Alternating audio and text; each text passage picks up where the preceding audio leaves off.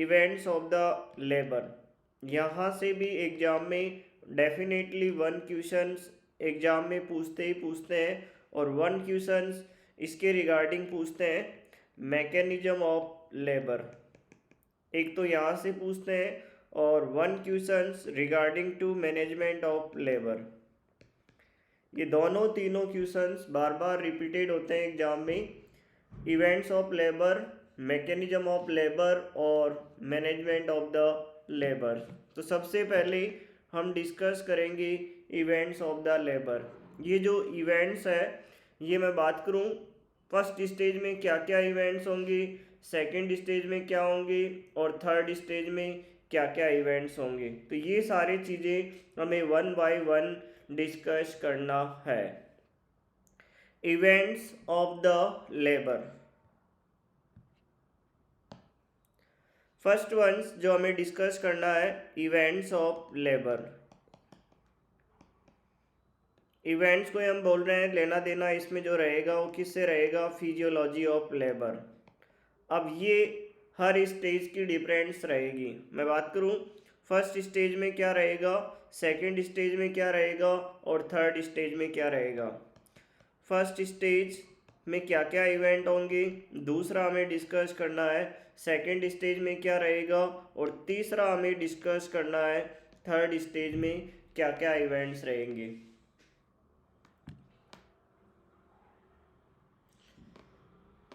है मंजू जी, प्रीति जी, बिंदु जी, मेरी आवाज़ आ रही है आपके पास में, क्या आप सुन पा रहे हो?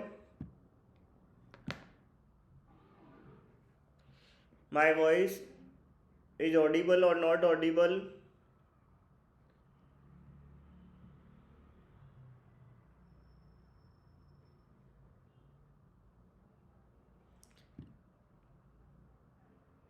प्रीति, बिंदु, मंजू प्लीज। ओके, चलो आज के इस टॉपिक में हम डिस्कस करेंगे इवेंट्स ऑफ द लेबर।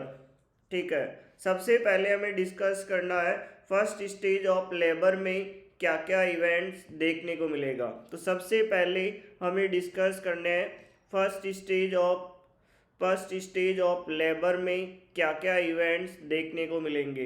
तो यहाँ से भी 1 क्वेश्चंस एग्जाम में पूछते हैं कि जो लेबर की फर्स्ट स्टेज है, हाँ मंजू आपको बताना है कि जो फर्स्ट स्टेज है उसका ऑनसेट और एंड कब होगा, स्टार्टिंग तो कहाँ से होगी और एंड कहाँ से होगा। ये वाला टॉपिक हमने डिस्कस कर लिया था, जल्दी से आंसर करना है, मैं वेट कर रहा हूँ आपके आंसर का।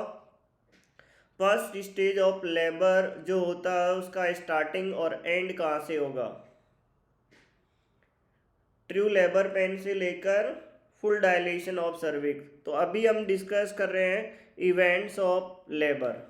ठीक है, इवेंट्स जो फर्स्ट स्टेज की मैं बात करूं तो हमारे को जो डिस्कस करना है इस दौरान, फुल डायलेशन ऑफ सर्विक्स होने तक जो भी चेंजेज आ रहे हैं, जो भी इवेंट्स हो रहे हैं, वो होगा फर्स्ट स्टेज ऑफ लेबर। तो सबसे पहले जो फाइंडिंग मिलेगी इवेंट्स के अंदर, जो आपको याद रखना है, फंडल डोमिनेंस।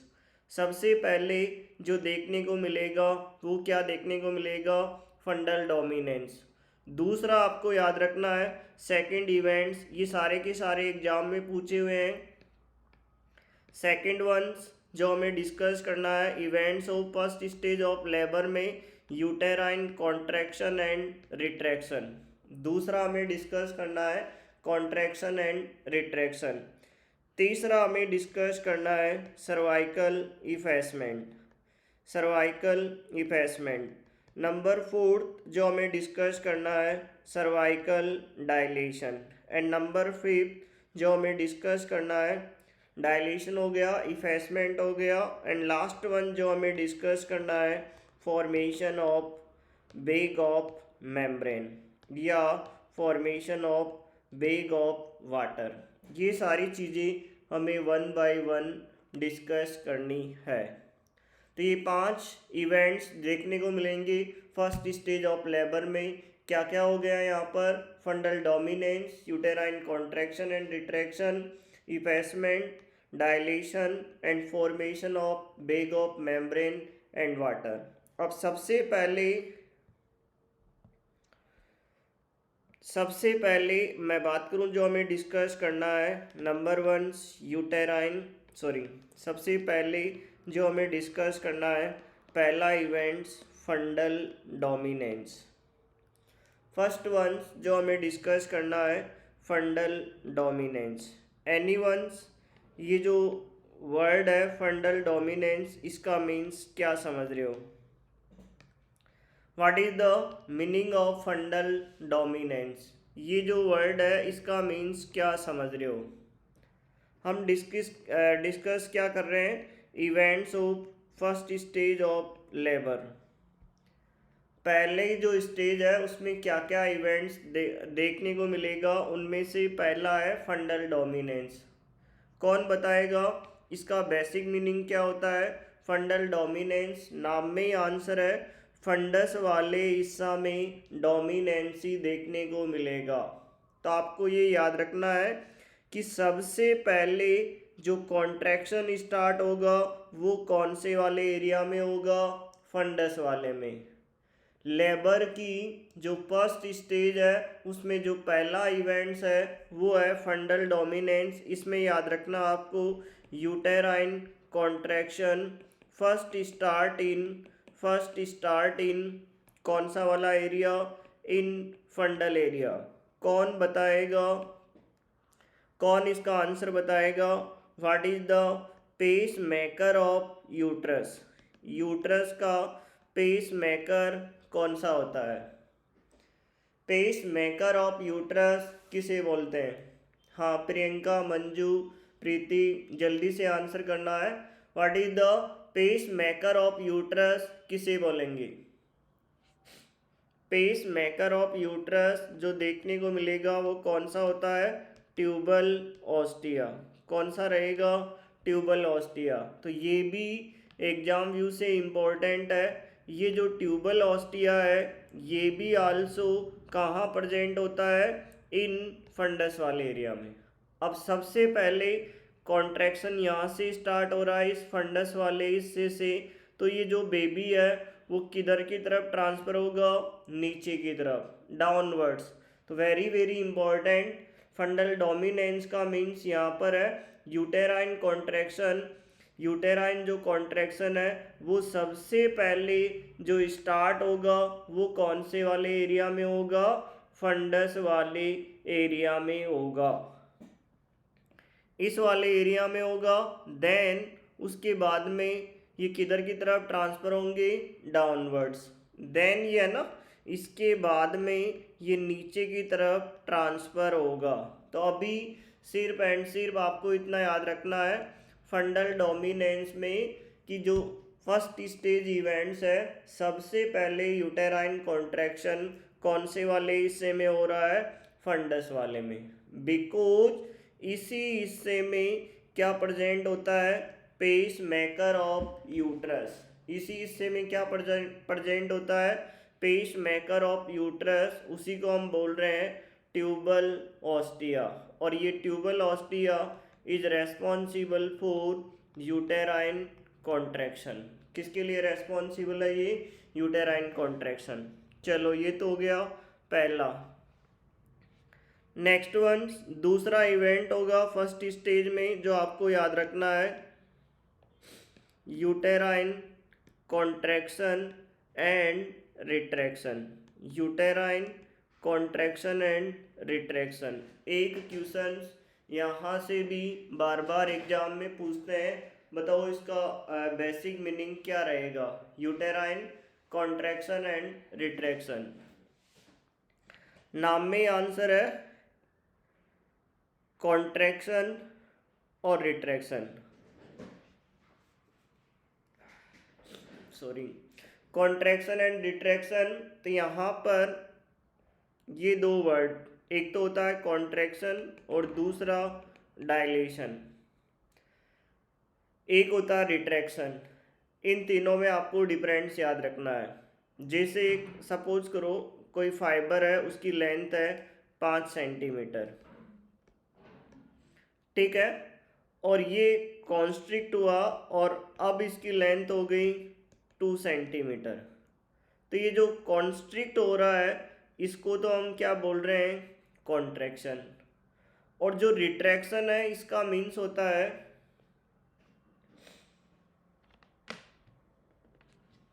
हेलो मैं क्लास ले रहा हूँ सर, यहीं ले रहा हूँ अपनी ऐप पे। हाँ चलो डाल दो, अभी तो 4-5 ही है। ठीक, यूटेराइन कॉन्ट्रैक्शन एंड रिट्रैक्शन। तो अभी आपको याद रखना है, कॉन्स्ट्रिक्शन का मतलब समझ में आ गया, कोई भी फाइबर कॉन्स्ट्रिक्ट हो रहा उसको हम बोल रहे हैं कॉन्ट्रैक्शन। अब ये 5 सेंटीमीटर कोई रबड़ है, उसको हमने छोड़ दिया, कॉन्स्ट्रिक्ट हो गया। होने के बाद में अगर ये वापस नॉर्मल पोजीशन में नहीं आ रहा है, इसकी एक्चुअल लेंथ थी 5 और अब घटकर रह गई 4, तो इसको हम क्या बोल रहे हैं, रिट्रैक्शन। दोबारा देखो इसको, दूसरा इवेंट जो हमें डिस्कस करना है, second once uterine contraction and retraction. दूसरा पॉइंट जो हमें डिस्कस करना है, कॉन्ट्रैक्शन एंड रिट्रैक्शन। कॉन्ट्रैक्शन का मीन्स तो यहाँ पर समझ में आ गया, जो यूटेराइन फाइबर्स है इनका क्या देखने को मिलेगा, कॉन्स्ट्रिक्शन। रिट्रैक्शन का बेसिक मीनिंग होता है, वो आपको याद रखना है, revert back not in normal position of length, या नॉर्मल पोजीशन ऑफ। हाँ आप सभी को गुड इवनिंग, जो लास्ट वन ज्वाइन किया है। हमने ज़्यादा डिस्कस नहीं किया है, ओनली है ना, इवेंट्स ऑफ लेबर हम डिस्कस कर रहे हैं, उसमें फर्स्ट स्टेज के इवेंट्स डिस्कस कर रहे हैं। तो यूटेराइन कॉन्ट्रैक्शन एंड रिट्रैक्शन ये हम डिस्कस कर रहे हैं। कॉन्ट्रैक्शन का मीन्स है यहाँ पर कॉन्स्ट्रिक्शन, रिट्रैक्शन का मीन्स है जैसे ये 5 सेंटीमीटर धागा था, ये कॉन्स्ट्रिक्ट हुआ और 4 सेंटीमीटर ही वापस ये रिवर्ट हुआ, 1 सेंटीमीटर अभी भी क्या है, कॉन्स्ट्रिक्टेड है। तो नॉर्मल पोजीशन में रिवर्ट बैक नहीं होना, उसी को हम बोल रहे हैं रिट्रैक्शन, उसी को हम क्या बोल रहे हैं, रिट्रैक्शन। तो आपको याद रखना है, रिट्रैक्शन का means revert back not in normal position. दूसरा, अब जो ये जो सेकंड स्टेज, जो सेकंड इवेंट्स है, इसके अंदर बहुत सारे क्वेश्चन पूछते हैं, यूटेराइन कॉन्ट्रैक्शन एंड रिट्रैक्शन। पहला क्वेश्चन जो एग्जाम व्यू से इम्पोर्टेंट है, difference between the upper uterine segment and lower uterine segment, एक क्वेश्चन यहाँ से पूछते हैं। दूसरा क्वेश्चन जो एग्जाम में पूछते हैं, बकेट होल्डिंग पैसन, एक क्वेश्चन एग्जाम में यहाँ से पूछते हैं, बकेट होल्डिंग पैसन। तीसरा क्वेश्चन जो एग्जाम में पूछते हैं वो यहाँ से पूछते हैं, वेरी वेरी इंपॉर्टेंट, जो आपको याद रखना है। तीसरा question, what is the polarity of uterus, एक क्वेश्चन एग्जाम में यहाँ से पूछते हैं, polarity of uterus. Number 4th question जो एग्जाम में पूछते हैं, फिजियोलॉजिकल रिट्रैक्टिंग रिंग, एक क्वेश्चन एग्जाम में यहाँ से पूछते हैं। और 1 question, what is the Bandl's ring and pathological ring, pathological retracting ring, 1 question यहाँ से पूछते हैं। तो अभी है ना, हम डिस्कस कर रहे हैं contraction and retraction regarding to uterus. जो यूट्रस के अंदर फाइबर्स है उसमें कॉन्ट्रैक्शन एंड रिट्रैक्शन की क्या क्या एडवांटेज होंगे। तो ये 4-5 क्वेश्चन इसके रिगार्डिंग एग्जाम में पूछते हैं। तो पहला क्वेश्चन जो आपको याद रखना है, अपर यूटेराइन सेगमेंट और लोअर यूटेराइन सेगमेंट में क्या डिफरेंस रहेगा।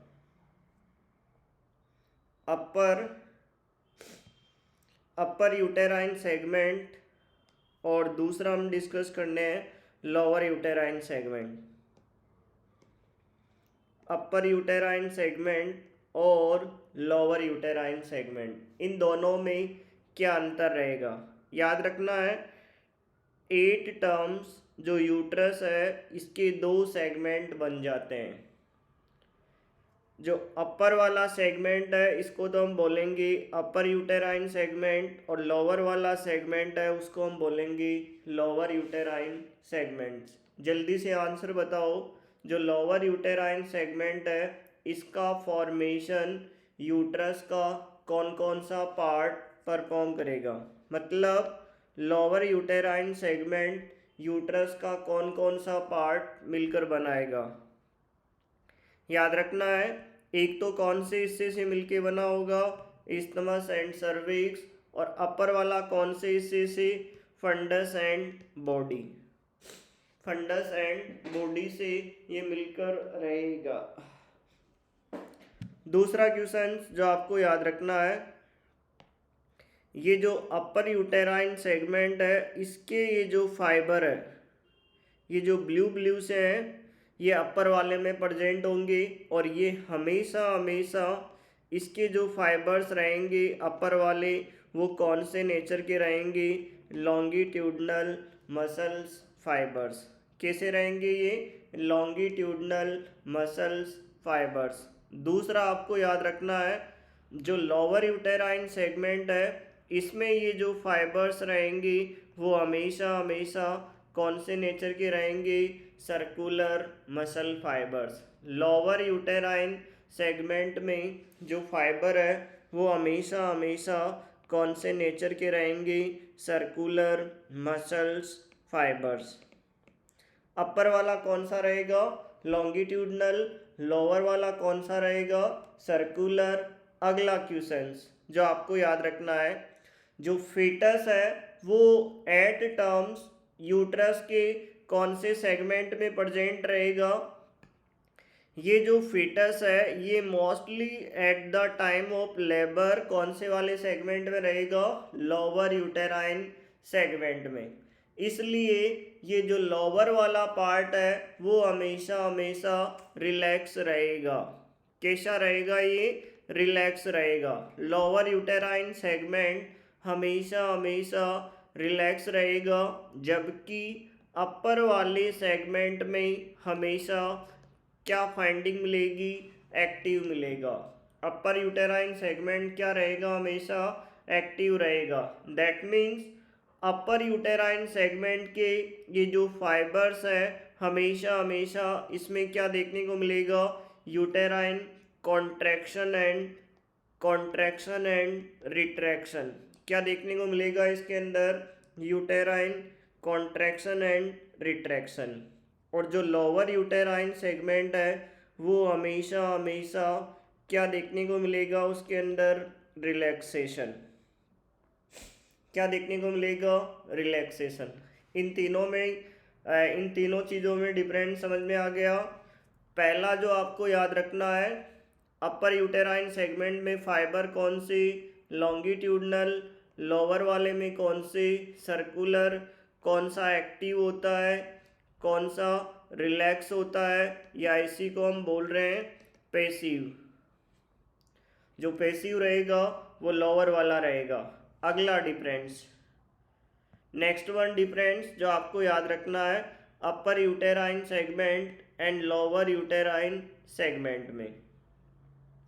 नेक्स्ट वंस जो आपको याद रखना है, जितने ज़्यादा सर्कुलर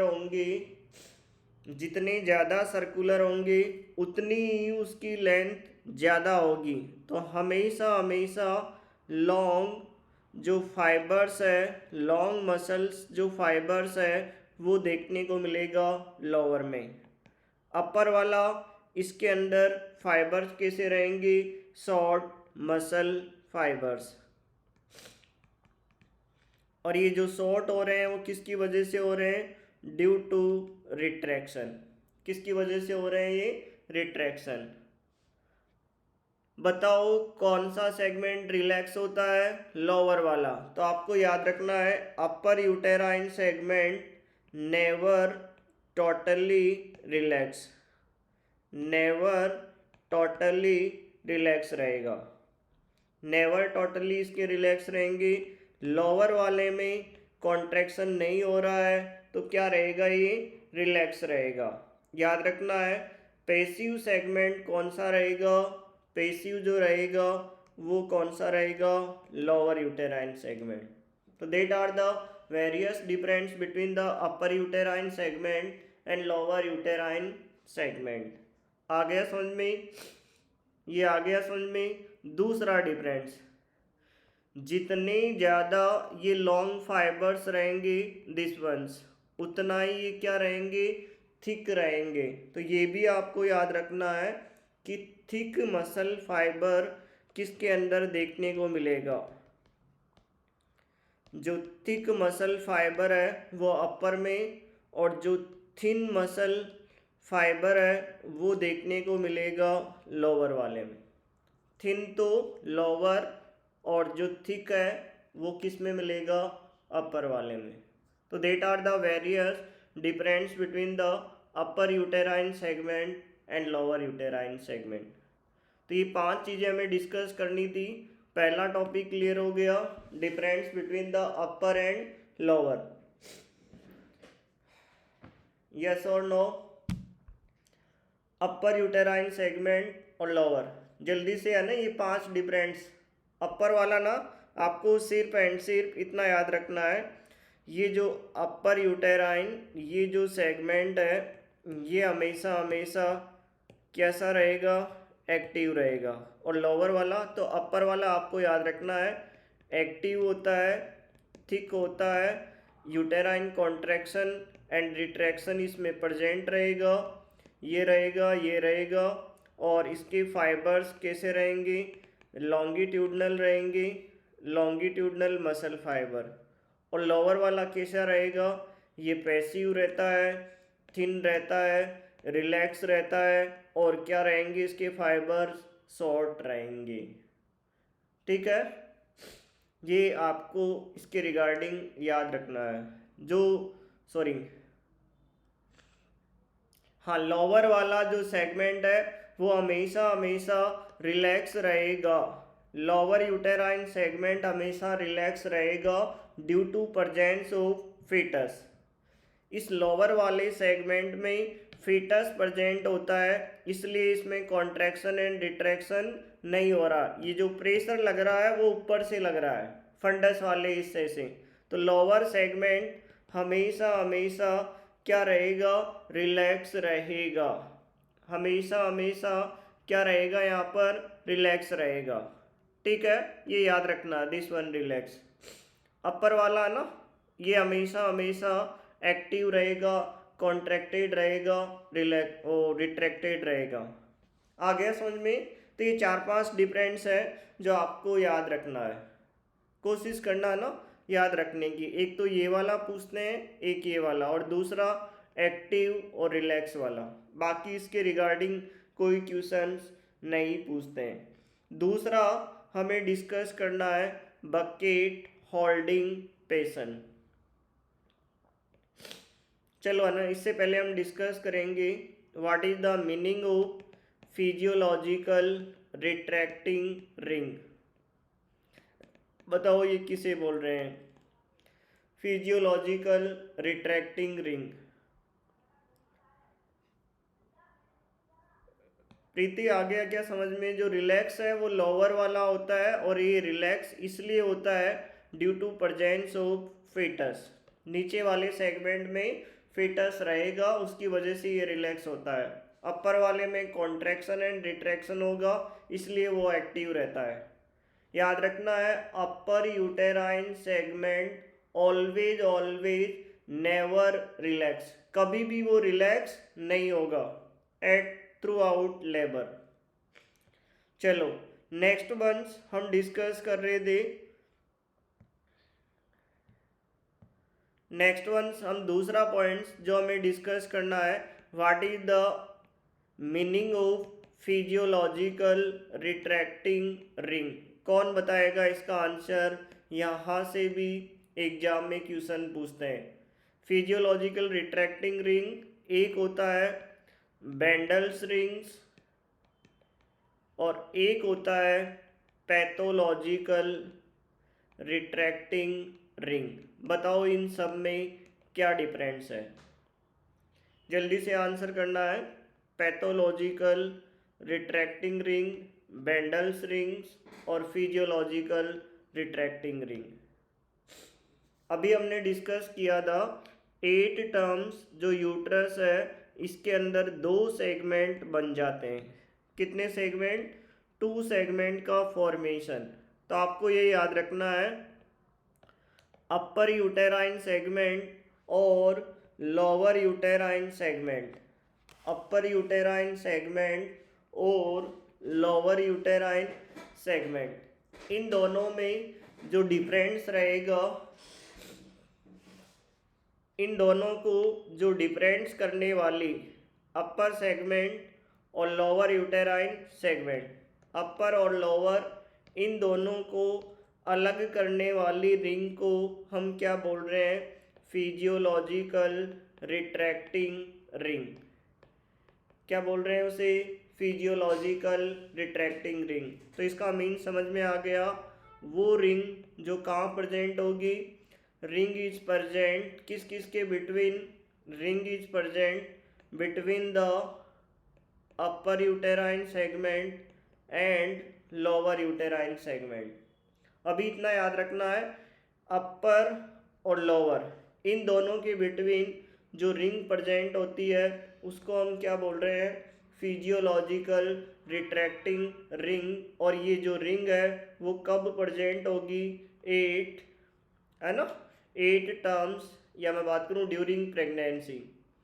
प्रेगनेंसी में प्रेजेंट है तो नॉर्मल फाइंडिंग है। इसका मीन समझ में आ गया। फिजियोलॉजिकल रिट्रैक्टिंग रिंग का मीन समझ में आ गया। दूसरा रिंग है बेंडल्स रिंग्स या पैथोलॉजिकल रिट्रैक्टिंग रिंग।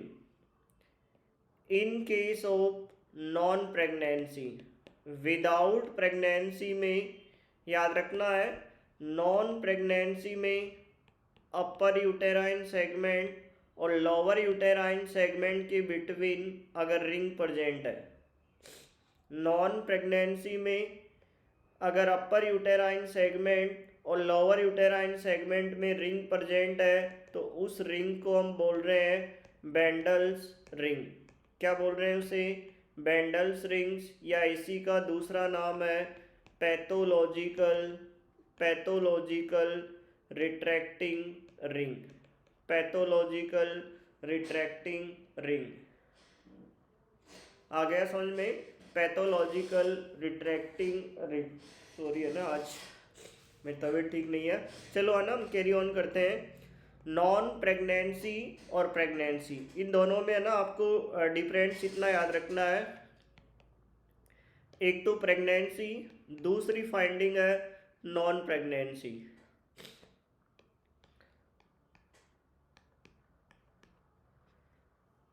अगर मैं बात करूं ड्यूरिंग प्रेगनेंसी, ये जो रिंग प्रेजेंट है उसको तो हम बोलेंगे फिजियोलॉजिकल रिट्रैक्टिंग रिंग। और नॉन प्रेगनेंसी में ये रिंग है, अब उसका नाम क्या हो जाता है? बेंडल्स रिंग। इसी को है ना, ये डिजीज की वजह से होगी इसलिए हम इसको बोल रहे हैं pathological retracting ring. Pathological retracting ring, दोनों में डिफरेंस समझ में आ गया। Physiological and pathological. चलो नेक्स्ट वन जो हमें डिस्कस करना है, what is the meaning of bucket holding patient. तीसरा जो हमें डिस्कस करना है, बकेट होल्डिंग पेशेंट्स। एक क्वेश्चंस एग्जाम में यहाँ से भी पूछते हैं, what is the meaning of bucket holding patients. अभी हमने डिस्कस किया था कि जो अपर वाला सेगमेंट है इसके फाइबर्स लॉन्गिट्यूडनल रहेंगे, इसके जो फाइबर्स है वो कैसे रहेंगे? लॉन्गिट्यूडनल। और जो लोअर वाला सेगमेंट है इसके जो फाइबर्स थे वो कैसे रहेंगे? सर्कुलर। कैसे रहेंगे? सर्कुलर। कौन से सेगमेंट में, अपर यूटेराइन सेगमेंट में क्या देखने को मिल रहा था, यूटेराइन कॉन्ट्रैक्शन एंड रिट्रैक्शन। अपर वाले सेगमेंट में क्या हो रहा है, कॉन्ट्रैक्शन एंड रिट्रैक्शन। अब याद रखना है, जितना ज़्यादा अपर सेगमेंट कॉन्ट्रैक्ट करेगा, रिट्रैक्ट करेगा, उतना ही लोअर सेगमेंट क्या होगा, रिलैक्सेशन होगा और क्या देखने को मिलेगा, डायलेशन। याद रखना है, अपर जो सेगमेंट है जितना ज़्यादा कॉन्ट्रैक्ट एंड रिट्रैक्ट करेगा, उतना ही लोअर सेगमेंट क्या फाइंडिंग मिलेगी, लोअर वाले में उतना ही लोअर सेगमेंट रिलैक्सेशन एंड डायलेशंस देखने को मिलेगा। अब इसकी वजह से ये जो यूट्रस है इसकी अपीयरेंस कैसी हो जाती है, लाइक द बकेट होल्डिंग पेशन। इसी को हम क्या बोल रहे हैं, बकेट होल्डिंग पेशन। तो इसका बेसिक मीनिंग है बकेट होल्डिंग पेशन। जो ये है ना, लाइक द, ये जो साधु संत होते हैं इनके पास में है ना जो कमंडल टाइप का होता है जिसमें है ना जल भरते हैं, वाटर फिल करते हैं, उस जैसी अपीयरेंस हो जाती है यूट्रस की। अभी सिर्फ एंड सिर्फ इतना याद रखना है, जब लेबर की फर्स्ट स्टेज होती है तो अपर वाले सेगमेंट में कॉन्ट्रैक्शन होगा और लोअर वाले सेगमेंट में क्या फाइंडिंग मिल रही है, लोअर वाले सेगमेंट में रिलैक्सेशन।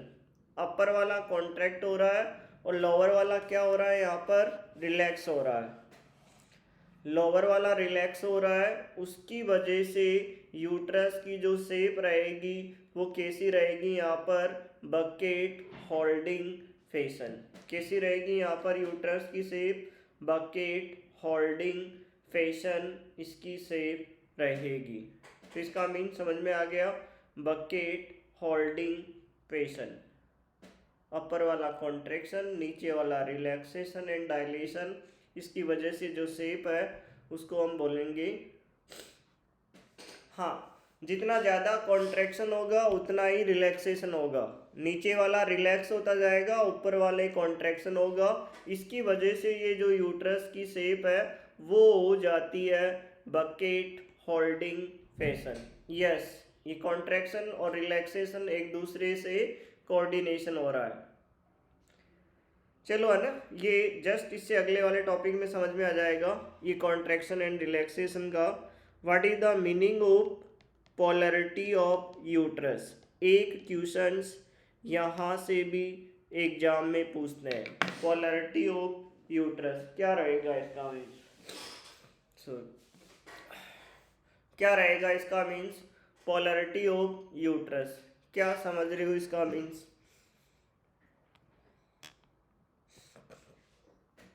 पोलैरिटी ऑफ यूट्रस, अभी सिर्फ एंड सिर्फ आपको इतना याद रखना है, यूट्रस के दो सेगमेंट, अपर यूटेराइन सेगमेंट और लोअर यूटेराइन सेगमेंट, इनके अंदर जो फाइबर्स थे, अपर वाले में कौन से फाइबर्स थे, अपर वाले में जो फाइबर्स थे वो कौन से थे, लॉन्गिट्यूडनल, और नीचे वाले में जो फाइबर्स थे वो कौन से थे, सर्कुलर। इस अपर वाले के अंदर क्या फाइंडिंग मिल रही थी, यूटेराइन कॉन्ट्रैक्शन एंड रिट्रैक्शन। नीचे वाले में क्या फाइंडिंग मिल रही थी, जो सर्कुलर मसल फाइबर्स थे वो क्या हो रहे थे, यहाँ पर रिलैक्सेशन एंड डायलेशन। क्या हो रहे थे, रिलैक्सेशन एंड डायलेशन।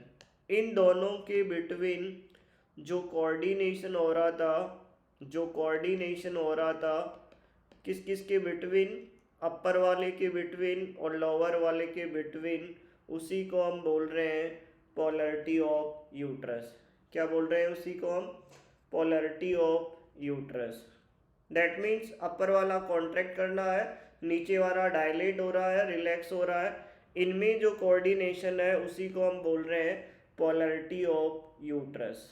क्या बोल रहे हैं उसी को, पोलैरिटी ऑफ यूट्रस। तो इसकी डेफिनेशन आपको याद रखनी है, व्हाट इज द मीनिंग या definition of polarity of uterus, तो ये याद रखना है। Polarity of uterus is defined as the certain active coordination is present between the upper uterine active coordination is present between the upper uterine segment muscle fibres and इसके बदले में नीचे वाले में क्या देखने को मिलेगा, and relaxation and dilatation of lower uterine segment muscle fibres is known as the, उसी को हम क्या बोल रहे हैं, is known as the polarity of uterus. इसका मीनिंग समझ में आ गया। पोलैरिटी ऑफ यूट्रस का अपर वाला कॉन्ट्रैक्ट कर रहा है, नीचे वाला रिलैक्स कर रहा है और डायलेशन हो रहा है। इन दोनों के बिटवीन जो कोऑर्डिनेशन हो रहा है, इस कोऑर्डिनेशन को ही हम बोल रहे हैं पोलैरिटी ऑफ यूट्रस। क्या बोल रहे हैं इसको? Polarity of uterus. तो वेरी वेरी इंपॉर्टेंट 1 क्वेश्चंस यहाँ से भी पूछते हैं, पोलैरिटी ऑफ यूट्रस, इसको मेंटेन करने वाले कौन कौन से हॉर्मोन्स रहेंगे। सेकंड क्वेश्चन जो आपको याद रखना है, which hormone is responsible for maintain the polarity of uterus. कौन इसका आंसर करेगा कि कौन कौन से हार्मोन है जो पोलैरिटी ऑफ यूट्रस को मेंटेन करते हैं, और कौन कौन से हार्मोन है जो पोलैरिटी ऑफ यूट्रस को मेंटेन नहीं करेंगे। ये दोनों ही क्वेश्चंस इम्पोर्टेंट है। पोलैरिटी ऑफ यूट्रस को मेंटेन करने वाले हार्मोन कौन से रहेंगे, मैं वेट कर रहा हूँ आपके आंसर का क्या रहेगा। हाँ, मंजू, प्रीति, पूनम, अंजलि, इसका आंसर करो क्या रहेगा। Which hormone is responsible for maintain the polarity of uterus.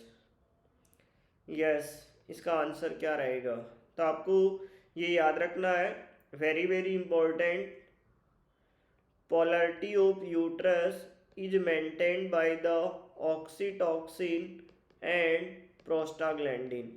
दोनों क्वेश्चन इंपॉर्टेंट है, आपको याद रखना है। ऑक्सीटॉक्सिन हार्मोन और प्रोस्टाग्लैंडिन दोनों ही पोलैरिटी ऑफ यूट्रस को मेंटेन करता है, जबकि polarity of uterus do not maintained by the, इसको मेंटेन करने वाले हार्मोन कौन कौन से नहीं है वो भी आपको याद रखना है, इर्गोमेट्रिन एंड मिथार्जिन। याद रखना, इंपॉर्टेंट क्वेश्चन है। इर्गोमेट्रिन एंड मिथार्जिन ये दोनों हार्मोन्स किसको मेंटेन नहीं करते हैं, पोलैरिटी ऑफ यूट्रस। तो एक क्वेश्चंस जो आपको मैं बता दूं, ये जो पोलैरिटी ऑफ यूट्रस है, एक तो इसका मीनिंग क्या होता है यहाँ से पूछते हैं। दूसरा क्वेश्चंस, इसको मेंटेन करने वाले हार्मोन कौन से हैं। तीसरा क्वेश्चंस, पोलैरिटी ऑफ यूट्रस को मेंटेन करने वाले कौन कौन से हार्मोन नहीं है, और वो भी एग्जाम में पूछते हैं। तो जो नहीं है वो कौन कौन से हैं, इर्गोमेट्रिन एंड मिथार्जिन। कौन सा रहेगा, इर्गोमेट्रिन एंड मिथार्जिन। नेक्स्ट वंस जो आपको याद रखना है, what is the advantage of uterine contraction and retraction. क्या इसके एडवांटेज है, जितना ज़्यादा कॉन्ट्रैक्शन हो रहा है, रिट्रैक्शन हो रहा है, क्या क्या एडवांटेज रहेगा। इसका मीन समझ में आ गया। पोलैरिटी ऑफ यूट्रस का मीन समझ में आ गया, कुछ कोऑर्डिनेशन होता है अपर सेगमेंट में और लोअर सेगमेंट के फाइबर्स के बिटवीन, उन कोऑर्डिनेशन को ही हम बोल रहे हैं polarity of uterus.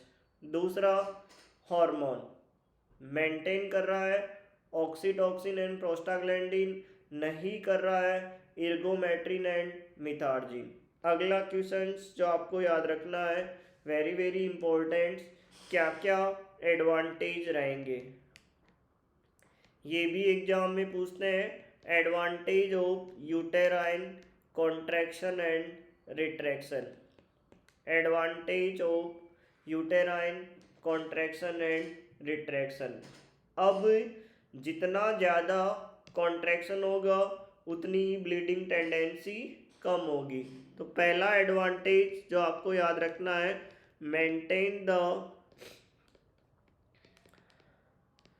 Maintain the effective haemostasis. Haemostasis का बेसिक मीन्स होता है अरेस्टिंग ऑफ ब्लीडिंग। किसको अरेस्ट कर रहा है यहाँ पर, ब्लीडिंग को अरेस्ट कर रहा है, अरेस्टिंग ऑफ ब्लीडिंग, ठीक है, ब्लीडिंग को स्टॉप कर रहा है, अरेस्ट कर रहा है, उसी को हम बोल रहे हैं हीमोस्टैटिक्स। सेकेंड एडवांटेज है यूटेराइन कॉन्ट्रैक्शन एंड रिट्रैक्शन का, बताओ क्या एडवांटेज रहेगा। दूसरा, कॉन्ट्रैक्शन एंड रिट्रैक्शन, जो यूटेराइन वॉल है इससे है ना प्लेसेंटा को सेपरेट करने में भी हेल्प करेगा। कॉन्ट्रैक्शन होगा, डायलेशन होगा, तो इससे प्लेसेंटा इजी वे में क्या होगा, सेपरेट होगा। तो दूसरा एडवांटेज है जो आपको याद रखना है, help and facilitate the separation of placenta, help and facilitate the separation of placenta, दूसरा इसका एडवांटेज हो गया। तीसरा जो एडवांटेज रहेगा कॉन्ट्रैक्शन एंड रिट्रैक्शन का, यस कॉन्ट्रैक्शन होगा तो है ना ये डाउनवर्ड्स मूवमेंट में भी हेल्प कर रहा है, बेबी की डिलीवरी कर रहा है। इसके अलावा अपर सेगमेंट सरफेस एरिया को डिक्रीज कर रहा है, अपर सेगमेंट सरफेस एरिया को, अपर यूटेराइन सरफेस जो एरिया है उसको भी डिक्रीज कर रहा है। और फोर्थ वन एडवांटेज है, ये हेल्प कर रहा है एक्सपेल्सन ऑफ फीटस, फीटस को बाहर निकालने में भी हेल्प कर रहा है। तो that are the certain advantage of uterine contraction and retraction. ये नहीं पूछते बट एक दो याद रखना है, जितना ज़्यादा कॉन्ट्रैक्शन होगा उतनी ब्लीडिंग टेंडेंसी कम होगी, प्लेसेंटा अच्छे से सेपरेट होगा, इसके अलावा बेबी नीचे जाएगा, सरफेस एरिया कम होगा अपर यूटेराइन सेगमेंट के। चलो नेक्स्ट वन, इसके बाद में अभी हम डिस्कस कर रहे हैं events of the first stage of labour. इसमें हमने डिस्कस कर लिया, क्या क्या डिस्कस कर लिया, first stage of events of labour, 5 points हमें डिस्कस करने दे। पहला पॉइंट्स फंडल डोमिनेंस, जो हमें समझ में आ गया कि सबसे पहले कॉन्ट्रैक्शन स्टार्ट होते हैं वो कौन से वाले हिस्से से होते हैं, फंडस। दूसरा पॉइंट्स हमें डिस्कस करना था यूटेराइन कॉन्ट्रैक्शन एंड रिट्रैक्शन। इसमें हमने है ना 4-5 चीज़ें डिस्कस करनी थी आपसे। एक तो अपर सेगमेंट और लोअर सेगमेंट में क्या डिफरेंस होगा, पोलैरिटी ऑफ यूट्रस का मीन्स क्या होगा, बेंडल्स रिंग किसे बोल रहे हैं, फिजियोलॉजिकल रिट्रैक्टिंग रिंग किसे बोल रहे हैं, बकेट होल्डिंग पेशन किसे बोल रहे हैं, ये सारे पॉइंट्स हम सेकंड पॉइंट्स में डिस्कस कर लिए। तीसरा पॉइंट्स जो हमें डिस्कस करना है cervical effacement. Third one points जो हमें डिस्कस करना है cervical effacement. First stage of events में तीसरा पॉइंट्स जो हमें डिस्कस करना है cervical effacement.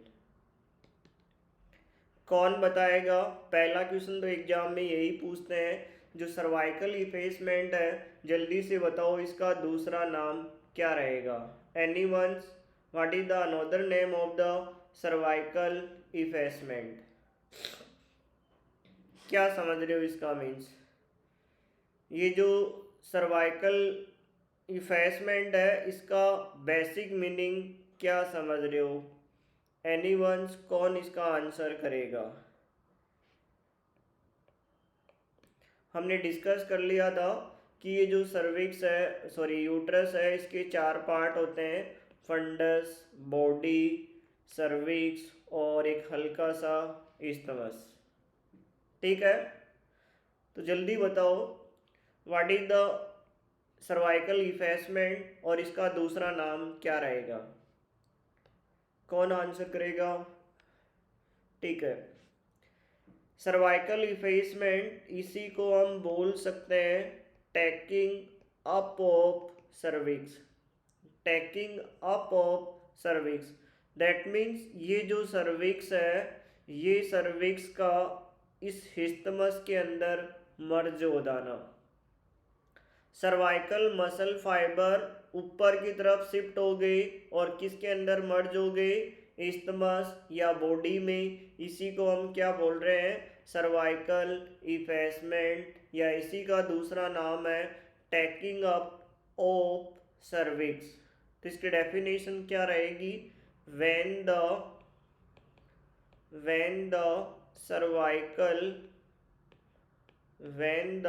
cervical muscles fibers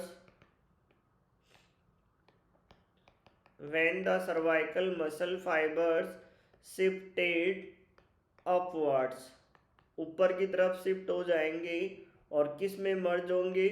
shifted upwards and merge with the fibres of lower uterine segment is known as the, इसी को हम बोल रहे हैं is known as the cervical effacement. Definition समझ में आ गई? जो लोअर, मैं बात करूं, जो यूट्रस का जो इस्टमस है, बॉडी है, उसके अंदर सर्वाइकल मसल्स फाइबर्स का मर्ज हो जाना, सर्विक्स का ऊपर की तरफ शिफ्ट हो जाना, इसी को हम बोल रहे हैं सर्वाइकल इफेसमेंट, या इसी का दूसरा नाम है टैकिंग अप ऑफ सर्विक्स। इसी को हम क्या बोल रहे हैं? Tacking up of cervix. आगे इसका बेसिक मीनिंग समझ में? सर्वाइकल इफेसमेंट या टैकिंग अप ऑफ सर्विक्स।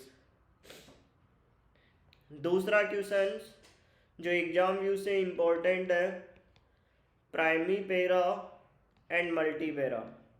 यहाँ से भी एक क्वेश्चन पूछते हैं कि जो प्राइमरी पैरा जो फीमेल है, उसके अंदर सर्वाइकल इफेसमेंट पहले होगा या सर्वाइकल डायलेशन, और जो मल्टी पैरा है इसके अंदर क्या फाइंडिंग मिलेगी? आंसर आपको ही करना है। Cervical dilation and cervical effacement क्या रहेगा इसमें? चलो आंसर बताओ। Primary para and multi para में जो इफेसमेंट और डायलेशन, इसके रिगार्डिंग क्या चेंजेस रहेगा कि पहले इफेसमेंट होगा या डायलेशन होगा? हाँ रीना जी, प्रीति जी, मंजू, क्या आंसर रहेगा? इफेसमेंट का मीनिंग तो समझ में आ गया। जो सर्वाइकल मसल फाइबर है वो ऊपर की तरफ शिफ्ट हो रहे हैं और इस्टमस या बॉडी में मर्ज हो रहे हैं, उसको हम क्या बोल रहे हैं? इफेसमेंट। अब बताओ प्राइमरी पैरा में पहले इफेसमेंट होगा या डायलेशन होगा? तो आपको याद रखना है प्राइमरी पैरा में पहले हमेशा फर्स्ट क्या होता है? इफेसमेंट, देन उसके बाद में क्या होगा? डायलेशन। याद रखना है प्राइमरी पैरा में पहले इफेसमेंट होगा और मल्टी पैरा में ये डायलेशन और जो इफेसमेंट है ये दोनों साथ साथ होंगे। बोथ साइमल्टेनियसली होंगे। इन दोनों का साथ साथ देखने को मिलेगा, बोथ साइमल्टेनियसली। याद रखना है प्राइमरी पैरा में पहले नंबर पे क्या होगा? इफेसमेंट, देन डायलेशन, जबकि मल्टी पैरा में क्या होता है? डायलेशन और इफेसमेंट दोनों साथ में देखने को मिलेगा। अगला जो हमें डिस्कस करना है सर्वाइकल डायलेशन। इफेसमेंट का मीन समझ में आ गया। नंबर 4 पॉइंट्स इवेंट्स के अंदर हमें डिस्कस करना है सर्वाइकल डायलेशन। जल्दी से आंसर बताओ इसका कि मैक्सिमम या फुल डायलेशन ऑफ सर्विक्स कितना होता है। मैक्सिमम या फुल डायलेशन ऑफ सर्विक्स बताओ कितना होगा। आंसर जी हाँ, कितना होगा 10 सेंटीमीटर, या इसी को हम बोल रहे हैं 4 फिंगर ओपनिंग। क्या बोल रहे हैं इसी को 4 फिंगर ओपनिंग या 10 सेंटीमीटर। अब जो एग्जाम में क्वेश्चन पूछते हैं सर्विक्स के डायलेशन के रिगार्डिंग, ये हमने कल भी डिस्कस किया था, रेट ऑफ सर्वाइकल डायलेशन।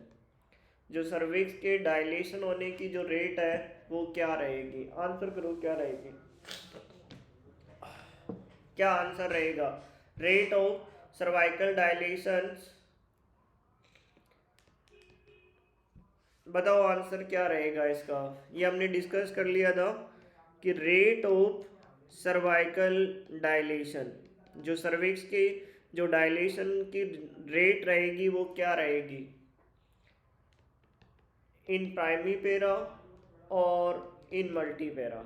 याद रखना है फर्स्ट 3 सेंटीमीटर जो सर्विक्स डायलेट होगा वो किस रेट से होगा, और दूसरा पॉइंट्स जो हमें डिस्कस करना है आफ्टर 3 सेंटीमीटर जो सर्विक्स डायलेट होगा वो किस रेट से होगा। जल्दी से आंसर करो क्या रहेगा। चलो सॉरी,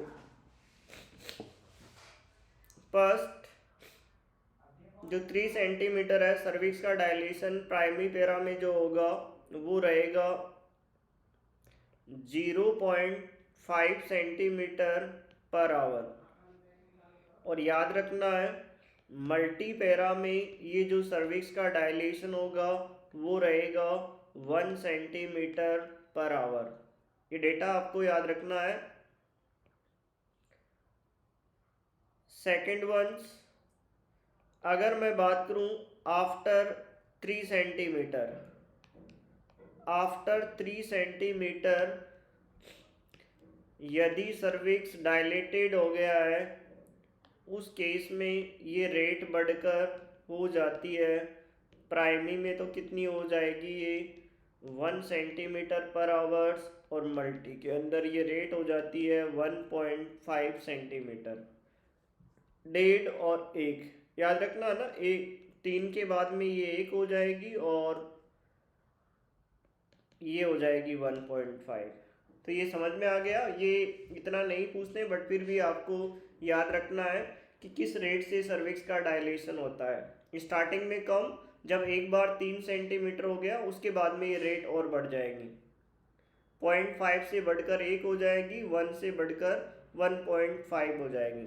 चलो नेक्स्ट वंस एक क्वेश्चन ये भी आपको याद रखना है, जो यूटेराइन कैविटी है ड्यूरिंग लेबर इसमें कितना प्रेशर होता है। फर्स्ट स्टेज में कितना प्रेशर होगा और सेकंड स्टेज में कितना होगा। एक क्वेश्चन आपको ये भी याद रखना है। चलो है ना, ये कर लो नोट डाउन। फर्स्ट स्टेज और सेकंड स्टेज। फर्स्ट स्टेज में जो यूटेराइन प्रेशर है वो होता है लगभग 40 से 60 mmHg। सेकेंड स्टेज में ये यूटेराइन जो प्रेशर होता है वो कितना होता है लगभग 60 से 120 mmHg। 60 से 120 mmHg, 60 से 120 mmHg। ये भी आपको याद रखना है। करो एक बार नोट डाउन।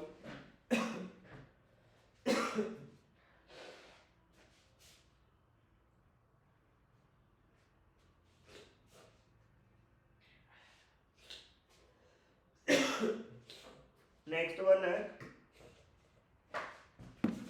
क्या रहेगा आंसर?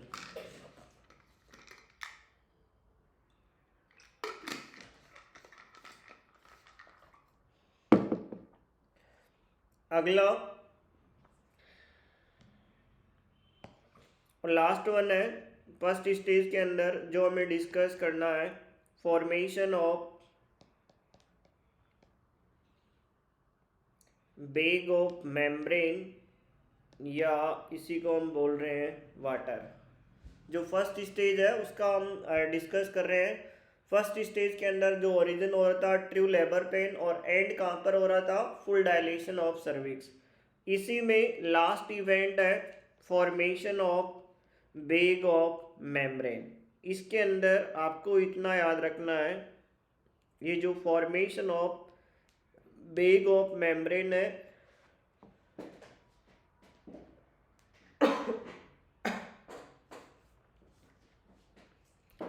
इसका जो बेसिक मीनिंग है वो आपको याद रखना है। ये जो फीटस है इसकी जो कवरिंग लेयर है, इसमें दो लेयर होती है, एक तो होती है एमनियन और दूसरी होती है कोरियन। एमनियन और कोरियन, ठीक है। तो ये जो एमनियन लेयर है वो आपको याद रखना है, ये amnion layer are loosely attached with decidua. ये जो एमनियन लेयर है लूजली अटैच्ड विथ डेसिडुआ। ये जो डेसिडुआ है एंडोमेट्रियम को हम बोल रहे हैं। इस एंडोमेट्रियम से फीटस की एमनियन लेयर हल्के से अटैच होती है। जब बेबी का हेड कौन से सेगमेंट में आया? लोअर यूटेराइन सेगमेंट के अंदर आ गया। उस दौरान ये जो मेम्ब्रेन है वो हल्की सी नीचे की तरफ खिसक जाएगी और आगे की तरफ प्रोट्रूड हो जाएगी। तो अभी इतना याद रखना है, जब ये लेयर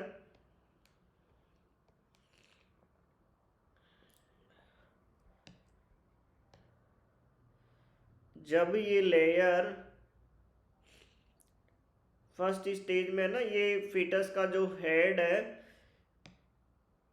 ठीक है, और दिस वंस ये बॉडी हो गई। तो अभी इतना याद रख लो, जब बेबी का हेड लोअर यूटेराइन सेगमेंट में फिक्स हो जाता है तो इस हेड के सराउंडेड जो वाटर होता है उस वाटर को हम क्या बोल रहे हैं? हेड के सराउंडेड जो वाटर इकट्ठा होगा इस वाटर को हम क्या बोलेंगे?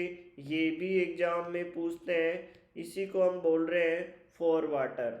और जो बॉडी के साथ में जो इकट्ठा होता है इसी को हम बोल रहे हैं हिंड वाटर। ये दो क्वेश्चंस इसके रिगार्डिंग पूछ रहे हैं, फोर वाटर और हिंड वाटर। क्या रहेगा?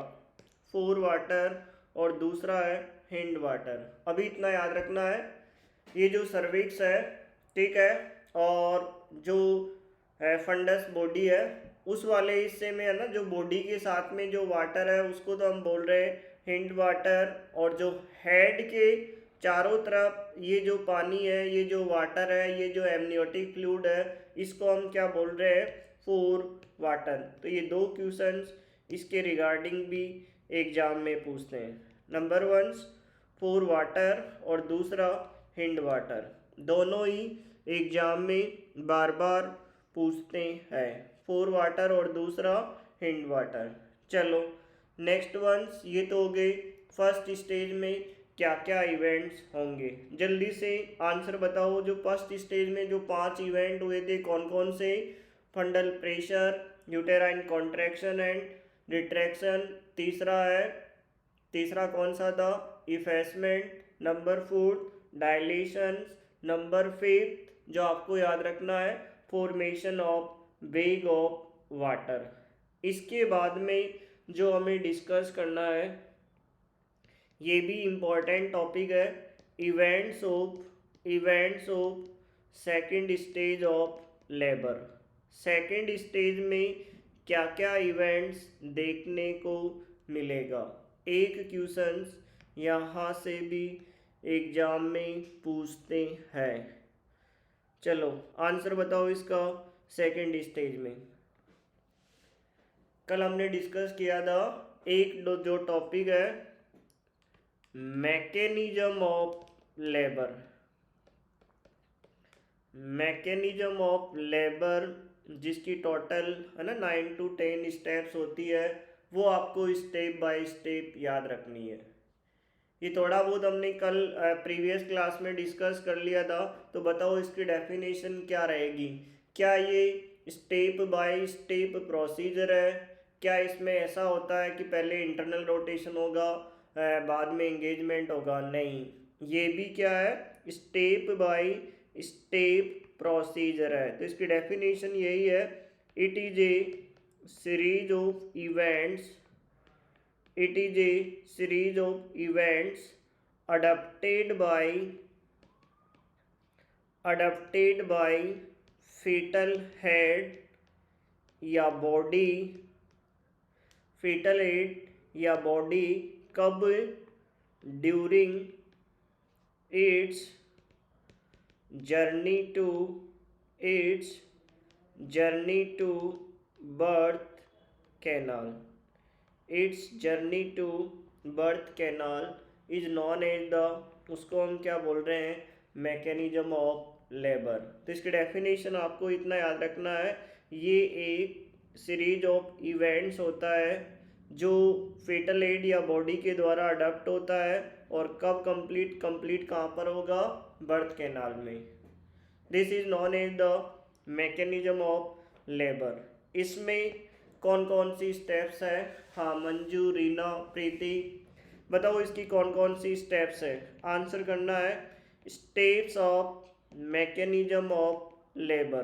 कौन कौन सी स्टेप्स रहेगी, जल्दी से आंसर करो, कौन कौन सी स्टेप्स रहेगी। नंबर 1 जो हमें डिस्कस करना है, एंगेजमेंट। सबसे पहले एंगेजमेंट होगा।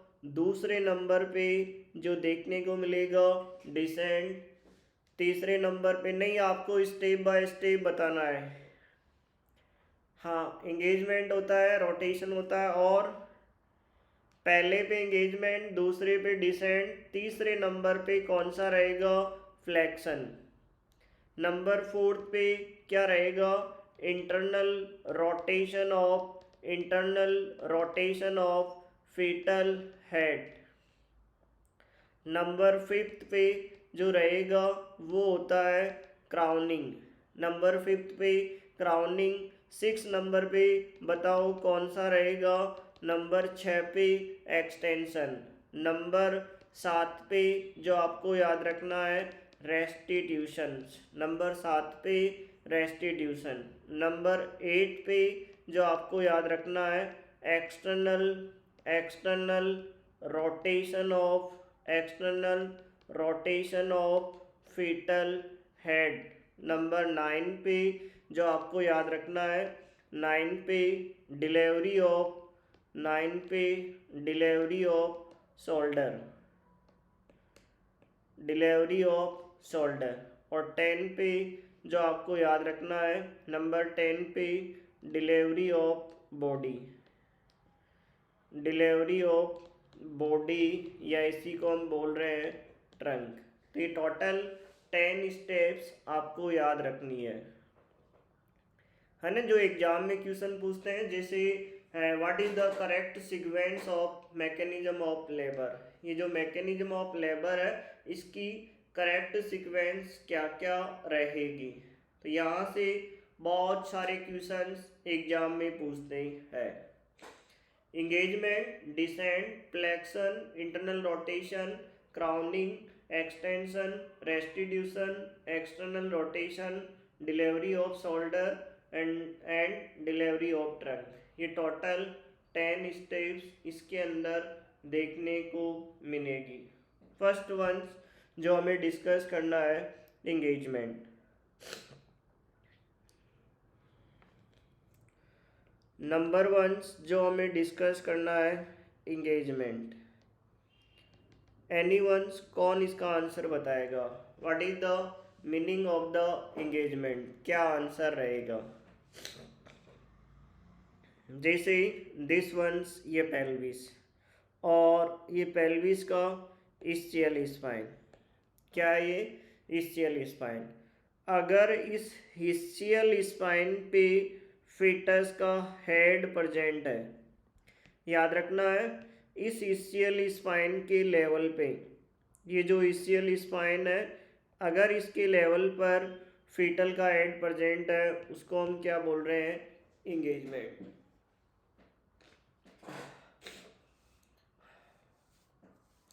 इंगेजमेंट का मीन्स रहेगा if the foetal head are present in pelvis and present at the level of ischial spine. जो बेबी का हेड है वो हिस्चियल स्पाइन के लेवल तक प्रेजेंट है उसको हम बोल रहे हैं इंगेजमेंट। क्या बोल रहे हैं उसे, इंगेजमेंट। आ गया इसका मीन समझ में। तो डेफिनेशन में आपको सिर्फ एंड सिर्फ इतना याद रखना है, व्हेन फीटल हेड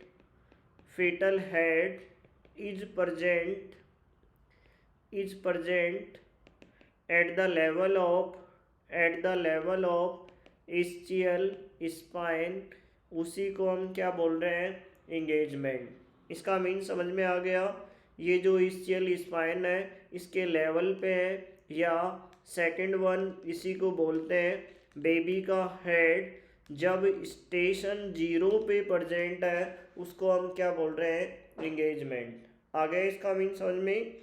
जब बेबी का हेड ischial स्पाइन के लेवल पे हो या स्टेशन 0 पे उसको हम बोल रहे हैं इंगेजमेंट। इन तीनों में डिफरेंस बताओ, कौन इसका आंसर करेगा।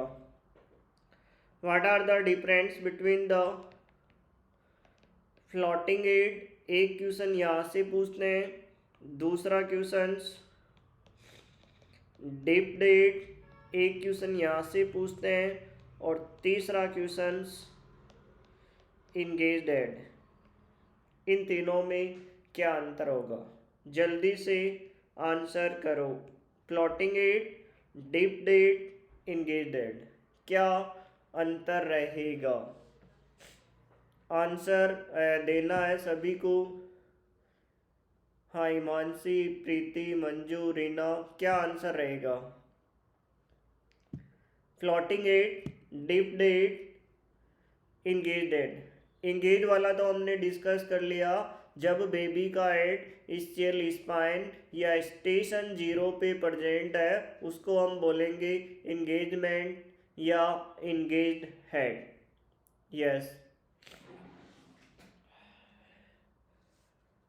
जो फ्लोटिंग हेड है इसका मीन्स क्या समझ रहे हो, चलो देखते हैं इसको। दिस वंस पेल्विस, अगर बेबी का हेड पेल्विस में ही नहीं है, किसके अंदर नहीं है, पेल्विक कैविटी में ही नहीं है, उसको हम बोलेंगे फ्लोटिंग हेड। अगर बेबी का हेड पेल्विस में तो है बट हिस्चियल स्पाइन तक नहीं है उसको हम बोलेंगे डिप्ड हेड। तीसरी कंडीशन है पेल्विस में भी है और हिस्चियल स्पाइन के लेवल तक भी है, उसको हम बोल रहे हैं इंगेज्ड हेड। तीनों में डिफरेंट समझ में आ गया, यस और no. Number 1 condition floating head, इसका मीन्स है जो बेबी का हेड है वो पेल्विक में ही नहीं है, पेल्विक कैविटी में ही नहीं है, बाहर है, उसको हम बोल रहे हैं फ्लोटिंग। बाहर ही है ना, फ्लोट कर रहा है। दूसरा है डिप्ड, अंदर तो है बट किसके लेवल तक नहीं है, याद रखना है ischial स्पाइन के लेवल तक नहीं है। कैविटी में है तो सही बट ischial स्पाइन के लेवल तक नहीं है, उसको हम बोल रहे हैं डिप्ड हेड। तीसरा है जो बेबी का हेड है वो कैविटी के अंदर भी है बट ischial स्पाइन के लेवल तक आल्सो प्रेजेंट है, उसको हम क्या बोल रहे हैं, इंगेज्ड हेड। तीनों में डिफरेंट समझ में आ गया क्या। तो डेफिनेशन की मैं बात करूं, नंबर 1 फ्लोटिंग हेड, इसकी डेफिनेशन क्या रहेगी, when fetal head is not present in pelvis। किस में प्रेजेंट नहीं है, पेल्विस में प्रेजेंट नहीं है। या मैं बात करूँ ना सिंपल सा, कौन सी कैविटी में नहीं है, पेल्विक कैविटी में नहीं है। सेकंड वन जो याद रखना आपको, डिप्ड हेड, दूसरा जो आपको याद रखना है डिप डेड, इसका मीन्स क्या रहेगा, when fetal head is present in pelvis but not reached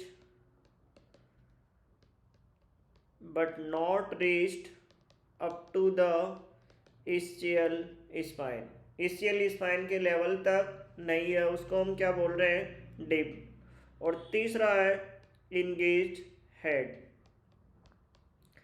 तीसरा हमें डिस्कस करना है इंगेज हेड। बताओ किसे बोलेंगे,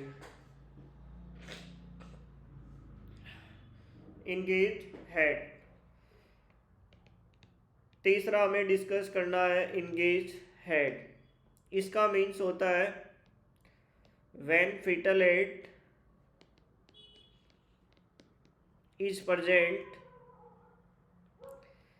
present at the level of ischial spine or station 0 is known as the engaged head। Anyone's, ये जो स्टेशन 0 है इसका मीन्स क्या समझ रहे हो, ये जो स्टेशन 0 है इसका मीन्स क्या समझ रहे हो,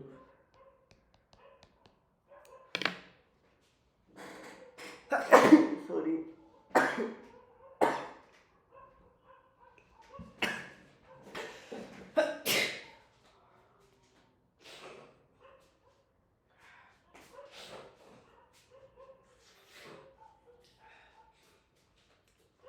जल्दी से आंसर बताओ क्या समझ रहे हो इसका मीन्स, सॉरी है ना आज। एंगेज हेड इसका मीन्स क्या समझ रहे हो,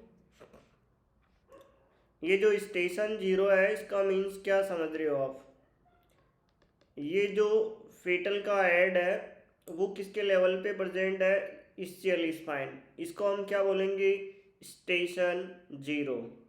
अगर इससे ऊपर की तरफ है तो वो स्कोर किस में रहेगा, माइनस के अंदर। अगर ये नीचे की तरफ है तो स्कोर किस में रहेगा, प्लस में रहेगा। तो याद रखना है ये जो स्टेशन है इसका लेना देना ischial स्पाइन से रहेगा, ये जो स्टेशन है इसका लेना देना किससे रहेगा, ischial स्पाइन और बेबी के हेड से रहेगा। तो वेरी वेरी इंपॉर्टेंट, मैं बात करूँ स्टेशन, इसका मीनिंग यहाँ पर क्या है, इट इज द रिलेशनशिप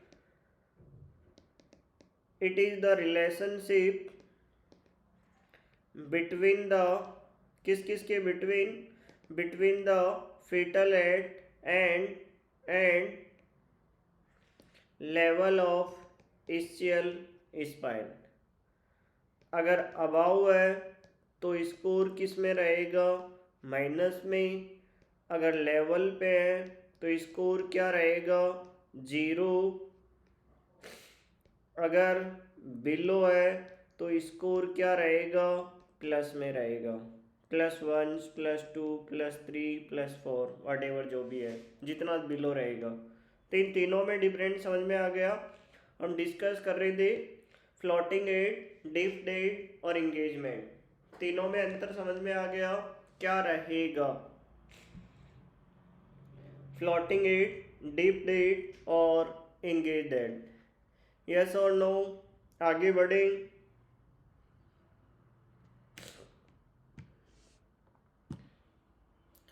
हाँ रीना जी, प्रीति, मंजू, डिफरेंट समझ में आ गया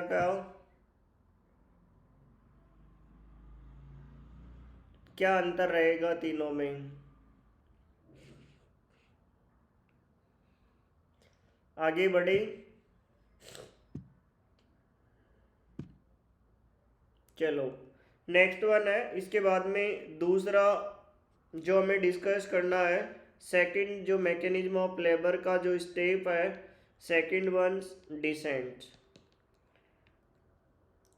इसके नाम में ही आंसर है, डिसेंट का मीन्स ये एक ऐसा मूवमेंट है जो बेबी को नीचे की तरफ पुश करता रहेगा, नीचे की तरफ प्रेशर करता रहेगा। आ गया समझ में। डिसेंट का मीन्स होता है जो ये प्रेशर लग रहा है, ये जो प्रेशर लग रहा है ये है ना नीचे की तरफ बेबी को ट्रांसफर करेगा। तो आपको ये याद रखना है डिसेंट का बेसिक मीनिंग क्या रहेगा, it is the degree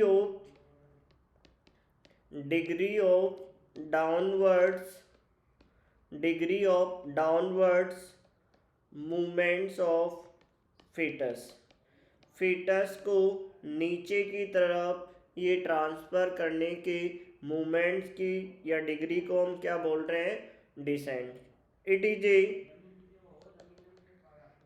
is a continuous process throughout labour, है ना, होल लेबर में ये कंटिन्यूअस चलता रहेगा जब तक प्लेसेंटा की डिलीवरी ना हो जाए। ये एक कंटिन्यूअस प्रोसेस रहेगा। ये हमने ऑलरेडी डिस्कस कर लिया था कि सबसे पहले जो प्रेशर लगेगा, जो फंडल डोमिनेंस होगा, वो प्रेशर कहाँ से स्टार्ट होगा, फंडस वाले एरिया से। तो डिसेंट का मीन्स आपको ज़्यादा नहीं समझना है। जब बेबी का हेड फिक्स हो गया तो कॉन्ट्रैक्शन होगा, ये बेबी किस तरफ आएगा, नीचे की तरफ ट्रांसफर हो रहा है। उस ट्रांसफर मूवमेंट को, उस डाउनवर्ड्स मूवमेंट्स को ही हम क्या बोल रहे हैं, डिसेंट। क्या बोल रहे हैं उसे, डिसेंट्स। सेकंड पॉइंट्स का मीन समझ में आ गया। What is the meaning of descent, yes और नो।